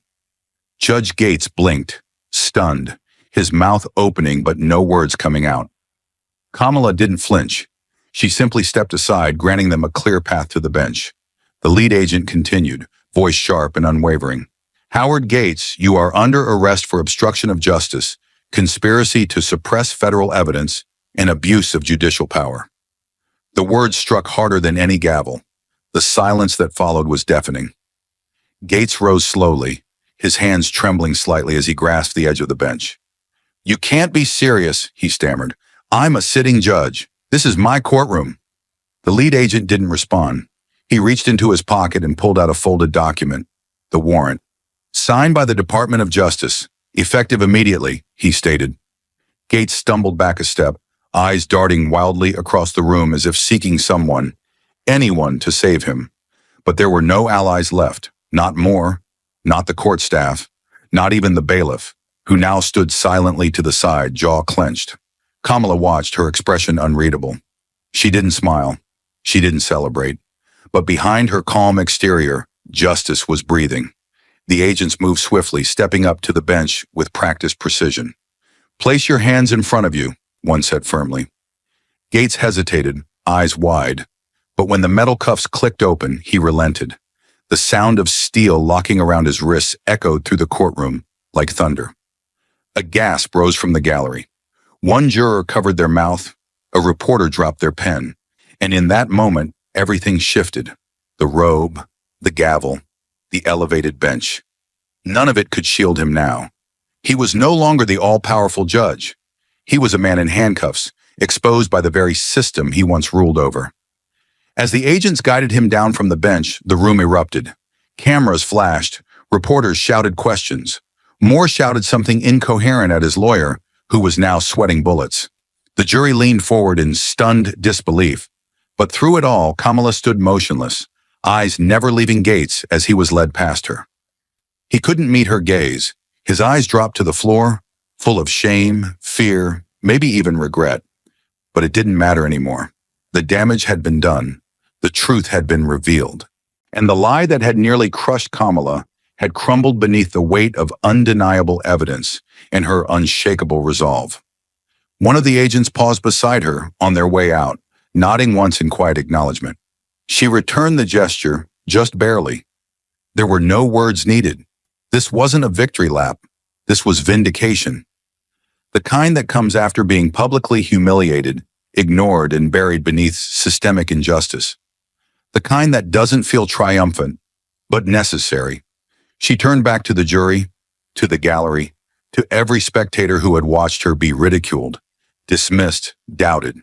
Their faces were different now, somber, stunned, some even remorseful. They had seen what power looks like when corrupted, and what courage looks like when it refuses to bow. The agents pushed through the courtroom doors with Gates between them, the cuffs glinting in the light. The gavel lay abandoned on the bench.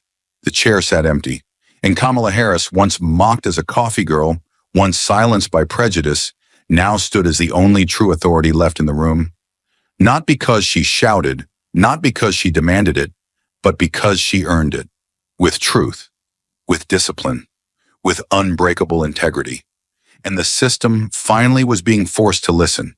The handcuffs hadn't even cooled on Judge Howard Gates's wrists when Kamala Harris turned slowly from the bench, her presence like a blade slicing through the stunned silence. She didn't bask in the moment. She didn't let it settle. Because she knew the real architect of the corruption still sat untouched just a few feet away. Gregory Moore, the billionaire real estate mogul whose greed had siphoned millions from public housing, schools, and hospitals. His expensive suit no longer looked pristine. He was sweating through it now, shoulders tight, fingers twitching as he realized the shield he'd always hidden behind. Gates was gone. Kamala's eyes locked on his, unwavering. She didn't need to raise her voice. Her gaze alone told him, "You're next." The courtroom buzz faded into a breathless hush as she stepped closer to Moore's table, documents still clenched in one hand. Moore's lawyer stood abruptly, voice shaky, already trying to interrupt the momentum. "Your Honor, Madam Prosecutor, Mr. Moore would like to enter into negotiations for a plea." The desperation was paper thin. Kamala didn't stop walking. She came to a halt just a step from the defense table, her voice ice cold and sharper than any gavel. "No," she said. One word, absolute. The lawyer flinched. Moore leaned forward, palms up, trembling beneath his forced composure. "Look, I didn't know Gates would go that far," he began. "I didn't order anything illegal. I was misled." Kamala tilted her head slightly, her lips forming the faintest smile, not of amusement, but of disbelief. "You signed every document," she replied.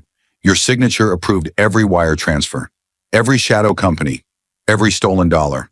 Don't insult this court with cowardice dressed as confusion." Moore's lips parted, but no words came. Around them, the press was already scribbling, the jury transfixed. Kamala had turned the entire room. The woman they'd tried to humiliate minutes earlier now stood as the center of power, and she wasn't finished. "Let me be very clear," she said, taking a step closer, her voice like a war drum building in tempo. "There have been too many men like you, wealthy, untouchable, shielded by robes and power, who've walked out of courtrooms without consequences." Her words rang through the courtroom like thunder. "I've watched grandmothers evicted for missing rent while you stole affordable housing funds to build penthouses. I've seen students go hungry while you diverted school budgets into your offshore accounts.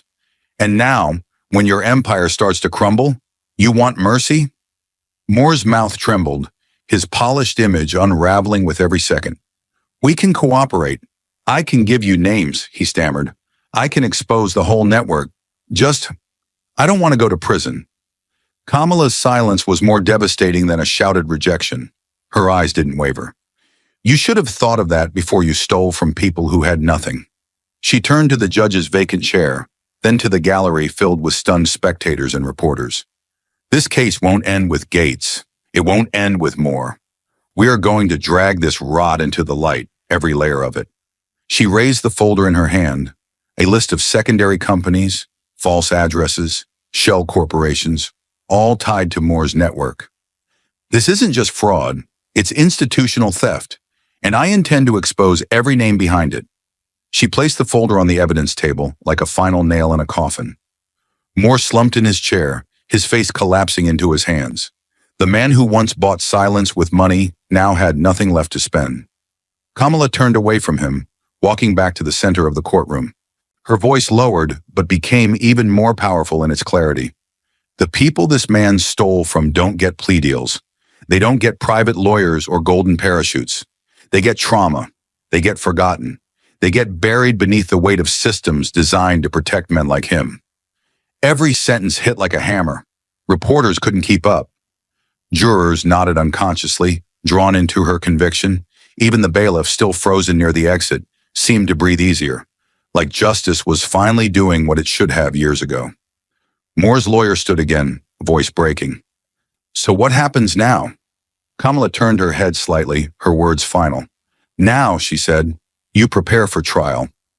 She walked to her desk, gathered her things with quiet precision, and didn't look back. Her every movement now commanded reverence. The courtroom had once tried to belittle her, bury her, make her small, but now it was clear. She was the storm they should have feared all along. And as the doors closed behind her, even Gregory Moore knew. This time, there would be no escape. Not for him. Not for anyone who thought their wealth could shield them from justice. Not anymore. The victory in the courtroom had barely settled when the shadows began to move. Kamala Harris, once again alone in her office after the arrest of Judge Howard Gates and the public collapse of Gregory Moore's influence, noticed the first signs of something sinister. Her car, a modest hybrid she'd parked behind the district building, had its windshield smashed, the wipers twisted, and a jagged note duct taped to the hood. "Don't dig too deep." It wasn't signed, but it didn't need to be. That same night, her inbox was flooded with strange activity, password resets, foreign IP logins, and an email from her personal account that she hadn't written, sent to the media with fabricated documents attached. Someone was trying to discredit her. Someone was trying to make her disappear, not with a bullet, but with shadows. It got worse. Her phone buzzed at 2:41 a.m., a blocked number, no name. She answered without thinking, still foggy from sleep, only to hear breathing. Then a slow, deliberate voice. "You're a black woman in a white man's game. Don't forget that." Then the line went dead. Kamala sat up in the dark, eyes burning. Not from fear, but from fury. This wasn't just about intimidation. It was a message, one designed to push her back into the margins, to remind her of where they thought she belonged. But instead of retreating, she grabbed her laptop, opened her secure drive, and began compiling files. 7 folders, 7 thick, damning cases, each one a vein in the same decaying heart of corruption that had protected Moore and Gates for years. By sunrise, she had printed, sealed, and filed formal requests for federal investigations into 7 separate city officials. Names that appeared too often in Moore's emails. Bank transfers that led to campaign funds. Land deals that never made the public record. Some of these people were powerful, more powerful than Gates. Men with security details, women with national aspirations. Kamala didn't care. She labeled every folder with black ink in capital letters and marched them into the Department of Justice building, one by one, placing them directly into the hands of the Chief Oversight Council. "These are not accusations," she said. "They're facts, and I want them treated as such." Word spread fast. The media tried to spin it as overreach, claiming Kamala was on a warpath, digging too deep, compromising political stability. But she didn't flinch. She didn't respond to pundits or opinion pieces. She just worked. Every morning she woke up knowing her phone could explode with another threat. Every night she left the courthouse under the eye of two federal marshals. Her apartment had been broken into. Nothing stolen, just drawers emptied, photos shattered, a single message scrawled on her mirror in red lipstick. "This isn't your story." But she didn't erase the words. She took a picture and attached it to the eighth file she was building. Because the story wasn't hers, it was bigger than her. It was about every voice that had been silenced by the men she was exposing. Her team, small but loyal, rallied around her. Analysts, investigators, even an old colleague from law school who once told her the system would never let someone like her through its gates. They worked late nights under threat of surveillance, using encrypted drives and burner phones, always assuming they were being watched. One day her assistant found a tiny black device lodged beneath Kamala's office chair, an audio bug. The same day, Kamala received a manila envelope with no return address. Inside were photographs of her walking to her car, eating lunch, standing in front of her apartment. The message was clear: "We see you." And yet she didn't blink. She walked straight into a press briefing and looked every camera dead in the lens. "If transparency threatens you," she said, "you are exactly the reason this investigation exists." The room fell silent. The clip went viral. Within 24 hours, two more witnesses came forward, both former city contractors, both with information about kickbacks and forged permits tied to the Moore network. The Department of Justice assigned a special task force. Kamala was asked to advise. She didn't hesitate. She brought her files, her timeline, her recordings, her rage. At home, she kept her lights on at night and her blinds closed. Neighbors offered to keep watch. Some were proud, others warned her to be careful. One older woman left a note under her door. "You're doing what we never could. Don't let them break you." Kamala taped that note to her refrigerator. Every morning she read it like scripture. She didn't have the luxury of fear, not anymore. Her name was on the headlines, but the story was written in the blood and silence of those who'd come before her and those who still couldn't speak. Then came the car chase. It happened 3 blocks from the courthouse. A black SUV began tailing her, speeding up every time she turned. At first she thought it was paranoia. Then it ran a red light to stay on her bumper. She didn't go home. She drove to the federal building, pulled up to the security gate, and let the armed guards take over. The SUV sped off before it could be stopped. The next morning, her tires were slashed in the DOJ parking lot. She filed it all, every photo, every recording, every death threat, into a new folder, not to hide it, to document it, to prove that the truth had enemies, and to show she wasn't backing down. On the 6th week of the investigation, Kamala was called before a closed congressional hearing. They wanted to know if she had enough evidence to pursue charges against 3 city council members and a deputy mayor. She didn't hesitate. She handed them a file that made grown men sit back in their chairs: wire transfers, witness statements, surveillance photos. A money trail that didn't just lead to Moore, it led beyond him. The rot was deeper than anyone wanted to admit, and Kamala had the map. When she left the hearing, a journalist asked her if she was afraid. She stopped, turned and said, "Of course I'm afraid, but fear is a luxury the people Moore stole from never had. I'm just catching up." That quote was on the front page of 3 national newspapers the next morning, and that night someone set fire to the mailbox outside her building. The flames were small, contained, but the message was loud. Still, she didn't move. She installed more cameras, reinforced the door, and filed the incident under intimidation attempt number 14. Kamala Harris had become more than a prosecutor. She was a mirror held up to a city that had long refused to see its own reflection. And now that the glass had cracked, the people behind the lies were scrambling to patch it. But it was too late. She had seen too much, collected too much, fought too hard. They could slash her tires, hack her email, stalk her apartment, and smear her name. But they couldn't rewrite the evidence. They couldn't undo what had already been brought into the light. Kamala wasn't going anywhere.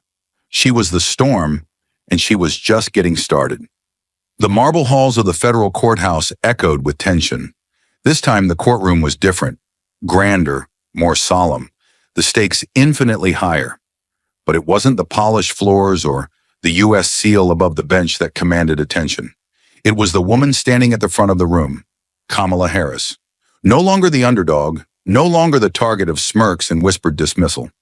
She stood tall at the federal podium, the very place where truth met power on even ground. Her face was calm, eyes fierce, posture unshakable. She was no longer fighting for a single verdict. She had become the face of a reckoning, and the room knew it. The gallery was packed. Press, federal investigators, victims, former skeptics, even members of Congress seated behind bulletproof glass. The air was thick with anticipation, but Kamala wasn't interested in the spectacle. Her gaze was fixed on one man, Gregory Moore. Once a kingmaker in backrooms and boardrooms, now he sat slumped in the defendant's chair, no designer suit, no army of lawyers, just a wrinkled prison-issued shirt and a pale, trembling face. He didn't look up. He couldn't. His empire had collapsed under the weight of Kamala's unrelenting pursuit. His power had withered beneath evidence, not opinion, and now there was nowhere left to run. The judge called the session to order, voice echoing through the chamber like a bell tolling for a fallen regime. In the case of United States vs. Gregory Moore, how does the defendant plead? The courtroom held its collective breath. Moore's lawyer rose slowly, glancing once at Kamala, as if pleading for mercy. "Your Honor," he said, clearing his throat, "Mr. Moore has chosen to enter a plea of guilty to all charges." A gasp rippled across the room. Cameras clicked. Reporters furiously typed. But Kamala didn't react. No smile, no celebration, just stillness, like the eye of a storm. The judge nodded grimly. "Let the record show the defendant has confessed to federal fraud, embezzlement, obstruction of justice, and conspiracy involving public officials." He paused, then continued. "Furthermore, based on the evidence submitted by the prosecution, 5 additional officials named in the investigation have been indicted and taken into federal custody this morning." The silence that followed wasn't empty. It was electric. Every head turned back to Kamala, but she didn't bask in it. She didn't meet their stares. Instead, she closed the folder in front of her, gently as if sealing a tomb. The 5 officials were no small names: a deputy mayor, 2 city commissioners, a public housing director, and a former chief of staff for a U.S. senator. Their arrests were coordinated, strategic, built on months of wiretaps, forensic audits, and testimonies Kamala had helped uncover, piece by painful piece. It hadn't been clean. It hadn't been safe. But it had been just. They were the hands behind the curtain, the faces that had stayed hidden while men like Moore played the front. But not anymore. Their names would now be spoken in the same breath as betrayal, their legacy rewritten by truth. When the judge invited Kamala to make a final statement, she stepped forward with steady grace. Her voice was calm, but it carried the weight of every injustice she had ever faced. "This case was never about one man," she began. "It was about a system that protected corruption, that profited from silence, that counted on fear to keep the truth buried." She looked directly at Moore, then at the judge. Justice doesn't begin with one verdict. It begins when people in power are held accountable to the same laws they write, and today, accountability has spoken. She paused, letting the truth settle. Not for revenge, for restoration. The room was quiet. Even the cameras paused. For once, no one had a follow-up. No one tried to spin it. The story had written itself. And at its center stood Kamala, unmoved, unsilenced. As the judge closed the session and the gavel fell, a wave of emotion swept over the gallery. Victims wept. Reporters stood. Jurors, long dismissed, returned just to watch this final moment. Kamala didn't raise her arms or pump her fists. Instead, she bowed her head. Not in submission, not in exhaustion, but in reverence. For justice, for truth, for every voice that had once been drowned in a sea of corruption. The federal agents moved in, escorting Moore from the courtroom in handcuffs. The same agents who once guarded the powerful now held them accountable. Kamala stepped aside to let them pass, her eyes meeting Moore's one last time. He didn't speak. He couldn't. Everything he had built, everything he had corrupted, now lay in ashes behind him. She watched him disappear through the heavy doors, not with hate, but with certainty. He was no longer above the law. He was finally beneath it. Outside, the courthouse steps were flooded with microphones, flashing bulbs and voices calling her name. But Kamala didn't rush out. She stayed inside for a moment, letting the quiet wash over her. The walls no longer felt hostile. The system that once tried to break her now bore her fingerprints. She walked out slowly, the crowd parting like waves around her. Some cheered, some cried, but most just watched, awed by the woman who had refused to kneel, who had stood taller than the towers of power built to stop her. When she reached the podium outside, she didn't read from notes. She didn't need to. "Today is not the end," she said. "It's the beginning of something we should have had long ago. Equal justice under the law." Her voice carried over the crowd, clear and unwavering. "I was told not to pursue this. I was threatened, followed, undermined. But I am not here today because I was fearless. I'm here because the truth is more powerful than fear." She paused, letting the silence bloom. "We have more work to do, and I will not stop." The applause was thunderous, but still Kamala didn't smile. She stepped back, allowed others to speak, to be seen, to be heard. She had always said this fight wasn't about her, and now as federal prosecutors took the microphone and announced further investigations into related corruption rings, she faded into the background. Not because she was retreating, but because the work had shifted, the system was moving, and she had already done what many thought impossible. She had cracked it open. The courthouse had emptied. The cameras were off, the reporters gone, the crowd dispersed into the cool dusk that settled over the city like a breath held too long. Inside, the courtroom lights dimmed to half-glow, casting long shadows across the wooden benches where hours ago, power had been challenged and truth had prevailed. Kamala Harris stood alone near the bench, her hands resting gently on the prosecution table, staring at the empty seat where justice had finally sat down and stayed. The adrenaline had faded, replaced by exhaustion that pressed into her bones. And yet, she remained standing. Not because she needed to, because she couldn't bring herself to leave just yet. This room had witnessed every blow, every humiliation, every moment when she had to grit her teeth and hold her ground against a world that tried to crush her beneath its rules. Now it was quiet, and in that quiet, she could finally breathe. Her thoughts drifted, not to Moore, not to Gates, but to her mother, to the courtroom years ago where a younger Kamala once sat on a wooden bench, feet barely touching the floor, watching a white man in robes dismiss her community's pain with a smile. That memory had been her fire. She had carried it into law school, into courtrooms where she was mocked for her hair, her skin, her voice. She remembered the sting of judges calling her young lady instead of counselor, the smirks when she raised objections, the warnings that she was too passionate to be taken seriously. And still, she had stayed, she had fought, and now she had won. Not for herself, but for everyone who never got the chance to raise their voice at all. Her fingers brushed the folder she had just closed, the one that held Moore's guilty plea, signed and stamped by federal seal. A symbol of something rare, something earned. Behind her, the heavy doors creaked. She turned slowly, expecting a clerk, maybe a marshal. But it wasn't either. A little girl, no older than 8 or 9, stood at the edge of the aisle. Brown skin, braided hair, a bright pink backpack slung over one shoulder. She wore a red hoodie that looked 2 sizes too big and clutched a small notebook to her chest like it was sacred. Her shoes squeaked softly on the polished floor as she stepped forward, each stride hesitant but determined, eyes locked on Kamala like she was watching a hero from a storybook come to life. Kamala's heart caught in her throat. She knelt slightly, lowering herself to the child's level, offering a soft smile, her voice gentle.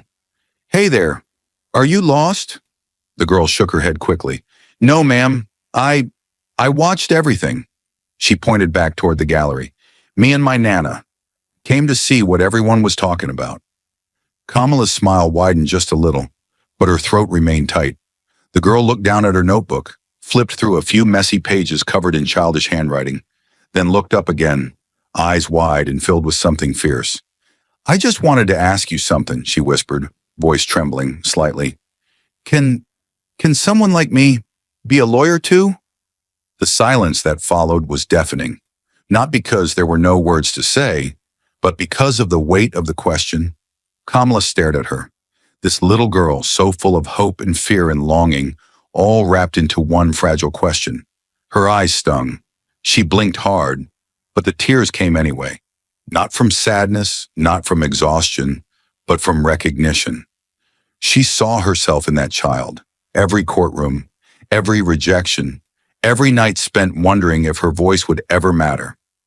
Kamala stepped closer, bent down on one knee, and placed her hand gently over the girl's trembling fingers. "Not only can you be a lawyer," she said, her voice thick with emotion, "you're going to be better than me." The girl's eyes lit up, as if a switch had flipped inside her, illuminating something no one could dim. "Better?" she whispered. Kamala nodded slowly. "Yes, because you'll grow up in a world where someone like you has already stood here. You'll know it can be done. You'll walk through doors that I had to kick open, and you won't be alone." A tear slid down the girl's cheek. She didn't wipe it. She smiled instead, wide and innocent and powerful. "I want to help people," she said quietly, "like you did today." Kamala pulled her into a gentle hug, holding her tight, the smell of school books and candy clinging to her hoodie. "Then you will," Kamala whispered, "and I'll be there cheering when you do." From the gallery, a soft voice called, "Tasha, come on now." The girl's grandmother stood at the doorway, hand over her heart, tears streaking down her face. Tasha turned and ran to her, waving back with her notebook in hand. Kamala stood slowly, watching them disappear into the hallway, the weight of that moment anchoring her feet to the courtroom floor. She turned back to the empty bench, the silent jury box, the stained wood of a place that had once tried to erase her. But now this room was different. This room had witnessed a future begin. And Kamala knew, no matter how many cases she won, no matter how many walls she broke, that moment was the most powerful verdict of all. Because justice wasn't just about trials. It wasn't about headlines or arrests. It was about lighting a torch and passing it on. And tonight, she had passed it. To a girl with a pink backpack, a notebook full of dreams, and a voice that would one day echo even louder than hers. Kamala turned off the courtroom lights and walked into the night, her heart full. Not with triumph, but with purpose. The fight wasn't over, but the future had just taken its first step toward the bench. And she had been there to witness it. The next morning, the city awoke to headlines still echoing the dramatic conclusion of the federal trial. Newsstands across the city displayed newspapers with bold headlines declaring Gregory Moore's guilty plea, the arrest of 5 high-ranking officials, and Kamala Harris's powerful statement in court. On television screens, replays of Kamala's poignant moment with young Tasha played continuously, captivating millions and igniting conversations in every corner of society. But away from the bright lights and towering skyscrapers, deep within neighborhoods long overlooked by media attention, something extraordinary was quietly taking shape. In a modest classroom in a dilapidated public school on the city's outskirts, sunlight filtered weakly through cracked window panes, illuminating desks that had seen better days. Despite the humble surroundings, the energy was palpable as a young teacher gently placed the morning newspaper on her desk. On the front page was a large photograph of Kamala Harris, standing solemnly at the podium, a symbol of defiant justice. The teacher turned to her students, watching closely as their curious eyes scanned the image. After a moment, a small hand rose hesitantly from the back row. "Miss Jenkins," a boy named Marcus began, his voice cautious yet filled with curiosity. "She looks like me. Why was she allowed to stand up there? How did she do it?" The teacher smiled gently, moved by the innocence and power behind his question. "Because she fought, Marcus. She refused to back down when people told her she didn't belong there. She showed everyone that justice is for everyone, no matter what they look like." Marcus nodded slowly, absorbing her words as his classmates murmured thoughtfully. His simple question ignited conversations in classrooms across the city, spreading from school to school like sparks in dry grass. Kamala's story became a catalyst, empowering countless young children of color who, until now, had seen themselves only as spectators rather than participants in society's halls of power. Outside schools, in local libraries and community centers, workshops sprang up overnight, inspired by Kamala's courage. Young people, once hesitant to speak out, began passionately voicing their dreams and ambitions, encouraged by Kamala's example. A nonprofit organization quickly formed, named The Next Kamala, dedicated to providing scholarships, mentorship, and legal support to minority youth aspiring to careers in law and advocacy. Donations poured in from across the country, bolstered by Kamala's newfound recognition, fueling a movement that quickly became unstoppable. Meanwhile, media outlets that had once doubted Kamala now vied for her attention, eager to share her story not as one of victimhood or struggle alone, but as one of victory and unwavering courage. Major magazines featured in-depth profiles highlighting her journey, detailing every obstacle she'd faced and overcome. Television documentaries chronicled her relentless fight against systemic injustice, bringing her battles into millions of homes. Yet amidst all the acclaim and recognition, Kamala chose a path few expected. Despite lucrative job offers from prestigious law firms, political campaigns courting her endorsement, and media networks begging for exclusive interviews, she packed up her office quietly one evening, leaving the bustling city behind. Her destination was a small, underserved border town where a community legal center struggled to survive, desperately needing someone experienced to train and mentor the next generation of advocates. When journalists finally tracked her down, hoping for explanations, she stood outside the modest building, eyes calm and serene. "I'm exactly where I need to be," she said quietly yet firmly. "I don't need to stand in front of cameras or hold political office to make a difference. Real change happens quietly behind the scenes. My work now is to support those who will come after me, to nurture seeds of hope and justice." In that small, overlooked community, Kamala set to work, mentoring aspiring lawyers who reminded her so much of herself when she first began. She taught passionately, sharing her knowledge freely, inspiring her students with stories not just of her victories, but also her defeats and the lessons she'd learned from them. In the evenings, she continued to write letters, responding personally to hundreds of messages from young people across the country who felt inspired by her example. Among those letters, she treasured one above all, written in careful, neat handwriting by young Tasha, who'd bravely approached her after the federal trial. Tasha wrote proudly of drafting her first indictment, detailing the unfair treatment of minority students at her school. Kamala read the letter again and again, smiling softly as she placed her hand over her heart, feeling a deep pride swelling within her. Months passed, and reports began filtering back to Kamala of remarkable changes taking place. Young lawyers she'd mentored were winning cases for impoverished communities, overturning wrongful convictions, and securing fair treatment for those who'd previously had no voice. The ripple effect of her actions had grown exponentially, reaching far beyond what she'd ever imagined. One quiet evening, as Kamala finished up another long day of mentoring students, she was approached by a young woman who had traveled far just to meet her. The woman introduced herself as Maya, a recent law graduate who had followed Kamala's journey from afar. "I watched everything you did," Maya explained passionately, her voice trembling slightly. "You gave me the courage to speak up. I just wanted you to know that because of you, I passed the bar last week. Now I'm going back home to help my community." Kamala embraced her warmly, blinking back tears. "Then my fight was worth it," she whispered, "because people like you are taking it further than I ever could." That night, alone in her small office, Kamala reflected on her journey. The path had been brutal, marked by threats, humiliation, intimidation, and isolation. There were countless nights she doubted herself, questioning whether the fight was worth it. But now, seeing how deeply the seeds she planted had taken root, she knew the answer unequivocally. Justice, she realized, was not a singular act, nor was it confined to any one courtroom or individual.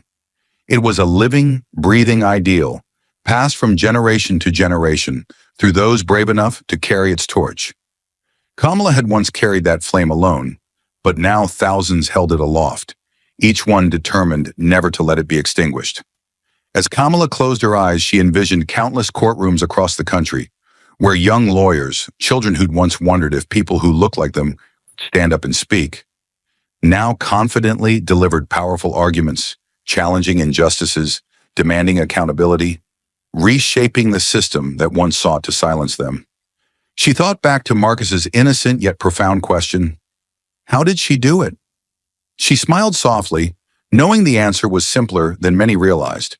She had done it by refusing to be silenced, by standing tall when they wanted her to kneel, by turning each attempt to break her into fuel for the fire within, by showing up even when fear threatened to overwhelm her. She had done it for Marcus, for Tasha, for Maya, for every person who ever felt voiceless or invisible. In that small office, far from the courtroom lights, Kamala knew her greatest victory was not in the arrests she had achieved, nor the headlines she had inspired, but in the lives she had touched, the futures she had ignited. She whispered quietly to herself, words that echoed gently in the silence. This fight was never just mine. It belongs to everyone who dreams of justice. Outside her window, night fell softly, stars emerging one by one, each a small light in the vast darkness. Kamala understood then that she was just one star among many, her brightness no longer solitary, but part of a constellation of hope that stretched endlessly. And she knew, with absolute certainty, that as long as even one person held the courage to fight for truth, justice would never be extinguished. Instead, it would grow, unstoppable, uncontainable, a light capable of illuminating even the darkest corners of society. In that moment of quiet triumph, Kamala felt truly at peace. Her battle had been long and fierce, her victories hard won. But looking toward the future, she saw clearly. The fight for justice would continue, carried forward by countless voices now emboldened by her journey. The seeds she'd planted could no longer be silenced. They had grown strong, deep-rooted, unstoppable. And that, Kamala knew, was her greatest legacy. Thank you for watching until this moment and for standing with us on this journey for justice. Your support means everything. Like, subscribe, and turn on notifications so you never miss what's next. And we'd love to hear your thoughts. Leave a comment below and let us know what moved you most in this story. Together, our voices make a difference.